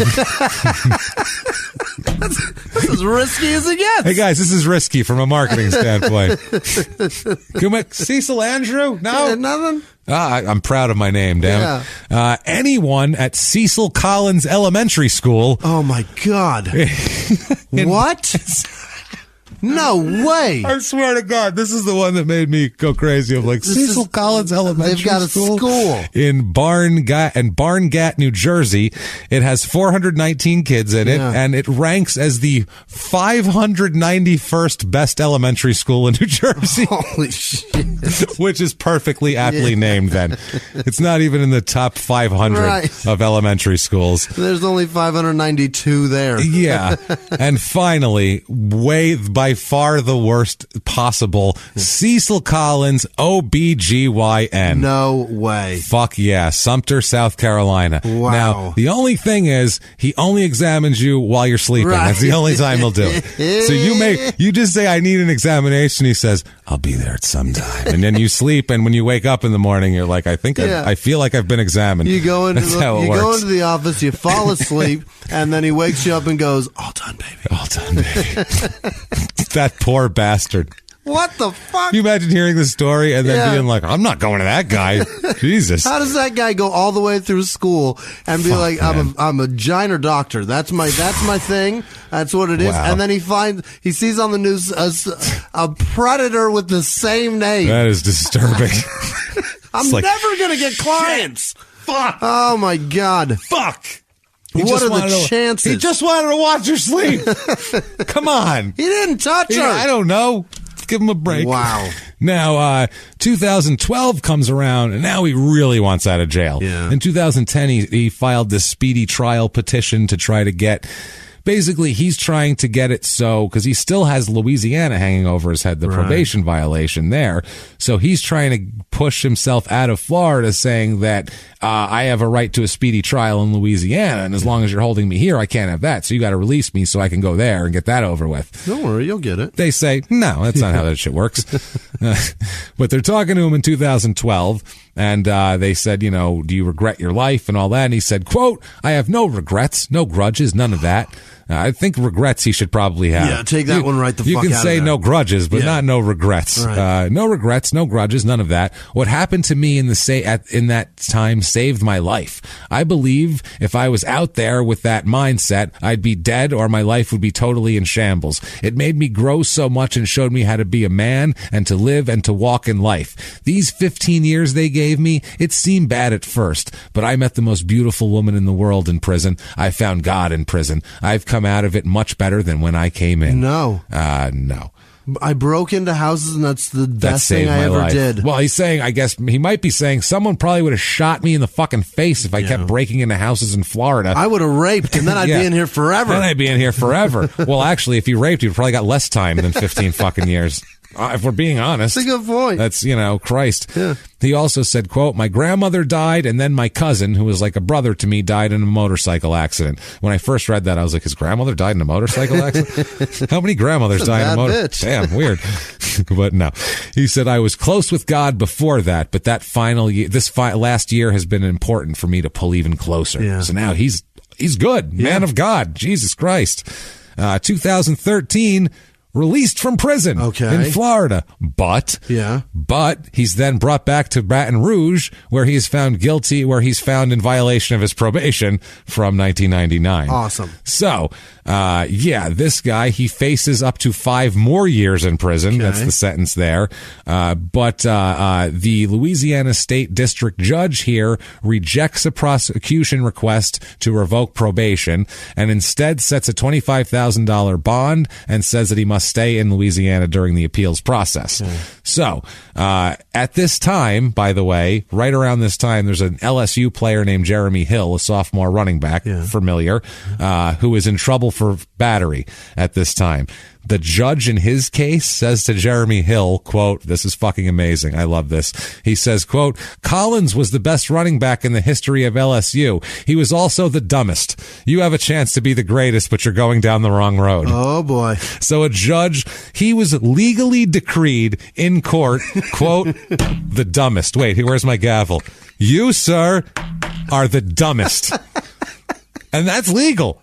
You're the dumbest. That is awesome. That's fucking amazing. You are. He gets a certificate for that. The dumbest. Yeah. Here I am. Out of jail, he ends up being out of jail, and he says, quote, I've been up and down, and I've been way, way, way down. He says, but now I'm up for good once he gets released from jail. He says, life is great now. Life isn't hard like it used to be. Even the air tastes good to me now. Yeah. He says that people will recognize him sometimes and yell out, Cecil the Diesel, and he says he asked them in a friendly tone to please not call him that. Yeah. He says that person doesn't exist anymore. The Diesel is dead. I'm just Cecil Collins now, and I'm happy like this. Yeah. He says, I'm happy not being in prison. Log up tight, Louisiana. Jesus. He says, quote, when he got out of jail, July of 2013, they had a small party. They had steak and potatoes and asparagus. And he said though he felt like fucking Tom Hanks in Castaway because he'd just been out of society and didn't know anything. Didn't have an email account, didn't have a cell phone. He didn't know that cell phones were computers. Like he didn't know like that. He didn't get the internet part. No, smartphones and shit like that on computers. Typing in number codes. Trying to page folks. That's exactly what it was. He also says that he didn't know like that TVs were flat now. Flat screen TVs, you don't have those in prison probably. Also like cars that are new and shit. He was like, Jesus, this is, GPS and cars. 20 years, That's a long 15 years, especially from like 2000 to basically. It's a big difference. That's the society completely changed. Yeah. Like you'd be an alien if you missed those years. He says, quote, his wife here, Elena, says, remember what you wanted when you got out? And he said, I wanted a beeper in 2013. And she said, I told him no one has those anymore. You'll be the only person communicating with no one, it'll be a one-way conversation. Like, if you look at the evolution of cars, like you can see how they can change. If you just look at a 2000 Dodge versus like a 2018 Dodge, you're like, how did we get from there to there? And in 2000, if you looked at an 85, you'd be like, what a piece of shit. This thing's amazing. Now it's like, what a piece of shit. This thing's amazing. They're like kids looking at Jordan's shoes going, what are those? Oh, man, those are crazy. So he says that he plans to start school to become a licensed electrician. Elena and we're planning a wedding ceremony where he says he'll wear a tuxedo and everything, and they're going to maybe have on the beach a proper ceremony. He says also, kind of half-assed, he says that maybe he can even play a little football at his age. He said the Canadian Football League invited him for a tryout. They will take anybody. Whoa. Do they literally just look through fucking fucking they don't even look at scouting reports. They just look through prison Facebooks and they're like, oh, hey, they got down in Florida, they got a pretty good felon down there we could grab. What the fuck are they doing in Canada? How nice is Canada? He hasn't even played in 15 years. That's how nice they are. They're like, you were in prison for 10 years? We'll give you a job. I'll tell you, why don't you come up and give it a shot at least, eh? Christ. He says, quote, I've still got the speed, but he says he doesn't know if he could take a hit. He says, that's the question. I don't know if I could do that anymore. Because he's, 37 years old. He's 40. Yeah, so you can't take hits. Man's a 40, in your 30s. You're not even used to it anymore. No. So October 2015, the probation violation, they ended up giving him more probation. Okay. That's what rather than putting him in jail. They said they basically said he did 13 years. The judge said that's enough. So he's trying to get early end of his probation in 2015, October. So he goes to court for that, and he is denied early exit from probation, but they do give him, he'll no longer be supervised. Oh. So, and his probation will expire 18 months later from October of 2015. They said that, he's been out of jail for 2 years. He's employed. He lives in Florida. He's out of state. He's married with a son because he has another kid after he got out of jail. Jesus. They said his lawyer said, Mr. Collins has adjusted to life outside of prison. He has not asked anyone to look at his penis in a long time. Wow. They also noted that he went to school 2 nights a week and has no new arrests or positive drug tests while on supervised probation. So he has kept his nose clean. So they said that they reduce it to unsupervised, and the judge said that he hopes the next time that they'll terminate the probation early. His lawyer said, quote, he's done everything he's supposed to do. So, they said unsupervised probation will make his life a lot easier, and he will no longer have to report to a probation officer. Since then, he has worked with LSU. LSU has brought him in to talk to recruits and shit. Yeah. So he's been on campus talking to young people. So live in the happy, lock your windows. That's all I got to say. Yeah. Everybody lock your fucking windows. Wow. And be careful, but he's out there. We don't know what he's doing, but he's out there talking to recruits, giving them the rundown of how it can all go wrong. I guess, that's what it is. And and also I was look how great I was. Right. I had 232 yards against Auburn, but I just needed them to look at it. Fucked it up. They just sometimes guys, just it's okay if they don't want to look at it. That's all I'm going to tell you guys. Thank you. Good night. And he leaves. That's his part of the day. Can't get enough of Cecil Collins. I bet you want to have enough. There's a few girls that have had plenty. Yeah. The creepy sleeper. Oh, Jesus. You can get his wrestling figure at... No, I'm just kidding. They have... sportsmemorabilia.com has a bunch of autographed Cecil Collins pictures. Yeah. There's a bunch of cards and shit, but these are the autographed pictures of him on the Dolphins. Yeah. The cheapest one I found was $21.99. So $21.99. That's a lot for this fucking idiot. So Cecil Collins, that is Cecil Collins, the creepy sleeper himself. Wow. What the shit? I don't even know what to say. He's out there. He's out there hanging out. Oh, yeah. So easily. The urge to want someone to touch it, it never goes away. No. I feel it's one of those sexual predator things oh, man, I don't know. You know what, though? It's not really a sexual... it's just being a dude. You always want somebody to touch it, but I just don't want anybody to see it. That's... Yeah. You want somebody to touch it, but you don't want to make them touch it. And you don't want to break into anywhere and touch... Yeah, what he did was not just being a dude. Yeah. Wanting someone to touch it is being a dude. Yeah. But the lengths he went to achieve this goal too much. Is not being a dude. And today's society, you can't even tell somebody that you would enjoy it if they would touch it. You can't do that anymore. You have to wait for them to say, can I touch it? And then you can say, yes, can I take it out now? Would you like to look at it? And then yes. Would you like to? You're going to have to see it too. Which is probably better than someone just taking it out and putting it on you like Certainly. he did. Yeah. So I think we're maybe evolving to a better place. 10 times out of 10. Yeah, it's much better. So yeah, this guy, this was a fucking... That's too much. It's very creepy. And the thing too is he was like a star. He go to a frat party when you're in college and fucking meet some chick, and they would happily look at your dick and touch it and whatever. Who cares? Buy a girl a couple of drinks. Yeah, that's what I mean. Date like a normal person. How about that? She'll probably give her a couple of dates, and she'll probably ask for it. I was going to say, here's what you do. If you're real nice to a woman and you go out with them and you do things and you get them to like you and stuff, they want to touch it and look at it. That's the thing. At that point, then you're gold. Really? So that's all you have to do. You were nice to me. I'm going to do you a favor. So yeah, just get to the point where they ask you to look at it rather than just whipping it out. So that's Cecil Collins, Cecil the Diesel Collins, and that is this week's Crime and Sports. Fucking crazy episode. If you like that episode, like every other episode, if you haven't done it yet, please get on iTunes, Apple Podcasts, the purple icon there. Give us 5 stars. Tell us you're following instructions, following directions. It doesn't matter what you say. And that goes for any other podcast platform out there. Right. Please rate and review. It really helps us on the charts and those funky algorithms. Also, head over to shutupandgivememurder.com where you can see everything crime and sports and small town murder, all of your merchandise.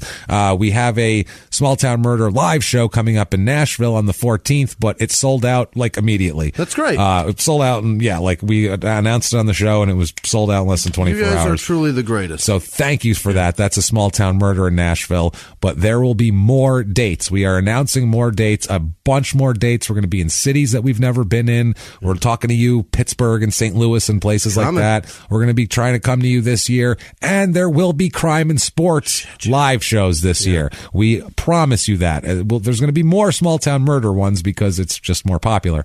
But when we do put these live shows out, you guys have asked us for them repeatedly. You better fucking buy tickets because you've asked for it, and we're giving it to you, and we have to talk agents and everything else into it. So please buy the tickets when we put them the fuck up. There's a lot of risk. That risk reward thing. Yeah, it's all there. We're doing it because you've asked for it. Yeah. Otherwise, we can sell small town murder super easy, and it's not a concern. We can just do that with no stress. But this, we want to give people what they want. So if you want it, buy your tickets for that stuff. And the reward is meeting you guys and doing a show we love that for shit. you. That's the reward because the money is not huge. No. It's not crazy. And I guarantee you, you will never go to another show as funny as a live crime and sports. We have so much fun. Fucking guarantee you that. It's so fun. Imagine what we just did if I was also showing you pictures of shit and making fun of things with visuals, and we could it would be ridiculous. So trust me, we've done it. It's a great fucking show. Do that. Also, you can do everything from there. Get your merchandise, and you can be one of our heroes as well. Also, follow us on social media first. Please do that. At Crime and Sports on Facebook and Twitter. At Small Town Murder on Instagram. We post both on there. And also, you can be a producer. These people are our fucking heroes, and they keep the show going. They really do. They're the best. We're going to talk about them right now. Our wonderful people. If you want to be one of those wonderful people, you can join the club very easily by going over to patreon.com/crimeandsports or going over to PayPal and using our email address, which is crimeandsports@gmail.com, and you can make a one-time donation there. And man, everybody's donations, every dime is so fucking appreciated. And Jimmy, tell me whose bedroom do we have to creep into this week and wake them up with a gentle finger on the cheek? This week's executive producers are Jessica Monroe, Kelsey Allen, Shauna Rogers, Sydney. Damn it, Sydney Woods. She donated twice. Thank you, Sydney. On both Patreon and then on PayPal. Thank you so Sydney, much. Not Cindy. Sydney Woods. She's fantastic. Justin Miller, Stephanie Valentine, and Heather Norton. Thank you guys so much for what you do. We can't do it without you. No, you guys are the best. Georgina. God, let's start that over. Georgina, hello. Georgina Warden or Worden. It's WOR. Yeah. Okay. God damn it. Yeah, that's tough. You get it though. Yeah, you get it. Was that Rhodes? Is that Rhodes? No, Gina Warden Rhodes. That's who it is. Holy shit. That's what I did. Wow. All right. And good Candace job. with no last name because I was like Candace. What? Rhodes Candace is or Candace Rhodes? That's what happened. I mixed up the first person. There it is. Happens. All right. Joey Conway, Jeanette Keel, Amanda Berrigan, Rashika Valu, Mike Yulk. Yeah. Yulk. Mike Yulk. Good job, Mike. Thank you, Mike. We were sorry to mock your name. Joel Hodder, Flo Gaitan. I looked at that one for a minute. Like, is this like words that I'm supposed to try to find a joke? Yeah. Is there a pun in there? No. It's just Flo Gaitan. Thank you, Flo. Thank you, Flo. Louisa Williams, Callie Callie Shinkunis, that's the one. I nailed it. Nice job. Third time's the time. Thank you. Andrea Papageorge, Hunter Perry, Casey Huffman, Natalie Zanotti. Okay, hold on. Natalie Zanotti. Natalie Zinoviev, that's what it is. There we go. Thomas Smith, Janice Hill, Alexandria Rowland, Reagan Schalke, Thomas Smith. I said that. Samantha with no last name. Brenda Nables. Andrew Weigand is back, or Wiegand. I know I'm pronouncing that wrong. I'm doing my best. Susan Brandt. Adrian Thomas, who donated under Censorship Works, which is hysterical. But also, her husband got a new job, so congratulations. Hey, congrats. Thank you. Pong Sot. Mike Palma. Yes. Tegan Bakers. No, that's not it. Damn it. I don't know what I did there, but it's not Baker. It's Baker. Just Baker. Eamon Clements. Aaron Johnson. Jesse Hartman. Lance Robillard, Desiree Josephine, Carol Braun Sweet. Carol Braun donated, and then she used to donate a lot, and then she just came back and thank you. She wrote something really, really sweet. That's why you wrote sweet next to it. Yeah. Thank you. Carol Braun, thank you. Allison Morris, Whitney Gregory, Michael Bretz, Jovan Kennel, Yacinda Minor, yes. James Fraker, yeah. Allison Speltz. Why do I got to talk myself into it?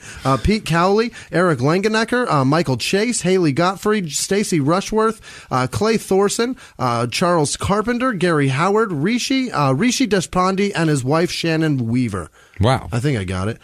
Jesse Lortz, John Erickson, Under the Sea Fabrics, Brian Dennis, Caitlin Enright, Stephanie Peterson, Amber Bennett, Mackenzie Parrott, Leroy Walker. That's what it is. And I saw his name, and that sounded like a football player. Tara Mariko, Jana Wellhouse, Jess Cox, Gina Miller, Karen, not a grim bitch, Lewis, Grim Karen, Minda Moya Reynolds, Andrea with no last name, Derek Shaw, James Martyr. That's I explain that. Jessica McKinney, Ashley Vio, Christopher Hart, Brad Peters, Jordan Moser, Leo Sacamandi. Leo, or is it Lou? It's probably Lou Sacamandi. Okay. Anthony Renaro, and his wife, or his girlfriend, Zoe.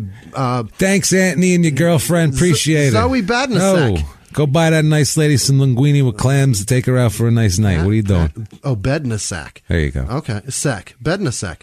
Christina Loridson, Lauren Demarath, Jesse Pitts, Danielle Leonardis, Kenya Green, Big Rig Rick, and the homies down there at Homestead in Florida. Oh, cool. Thank you guys Thanks, so much. Guys. And they were the ones that said that they're all guilty. Yeah. Cool.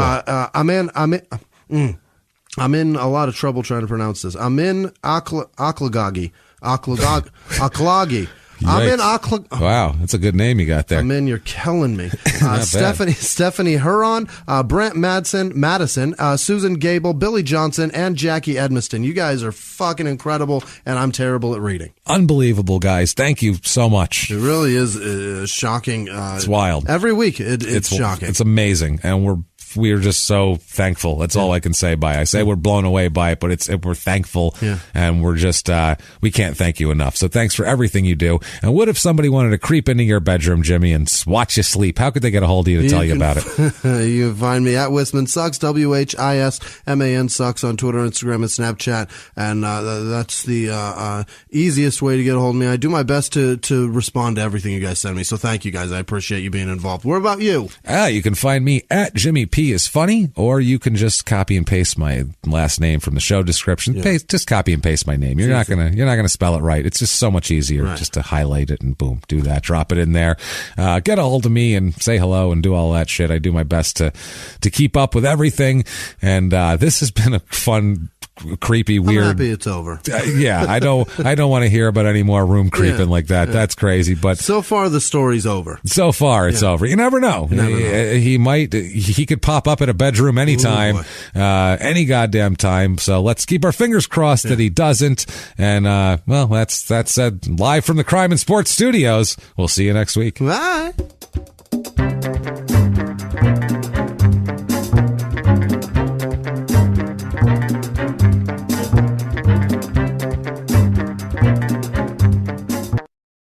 If you like crime and sports, you can listen early and ad-free now by joining Wondery Plus in the Wondery app or on Apple Podcasts. Prime members can listen early and ad-free on Amazon Music. Before you go, tell us about yourself by filling out a short survey at Wondery.com/survey. A few miles from the glass spires of Midtown Atlanta lies the South River Forest. In 2021 and 2022, the woods became a home to activists from all over the country who gathered to stop the nearby construction of a massive new police training facility, nicknamed Cop City. At approximately 9 o'clock this morning, as law enforcement was moving through various sectors of the property, an individual, without warning, shot a Georgia State Patrol trooper. This is We Came to the Forest, a story about resistance. The abolitionist mission isn't done until every prison is empty and shut down. Love and fellowship. It was probably the happiest I've ever been in my life. And the lengths we'll go to protect the things we hold closest to our hearts. Follow We Came to the Forest on the Wondery app or wherever you get your podcasts. You can binge all episodes of We Came to the Forest early and ad-free right now by joining Wondery Plus.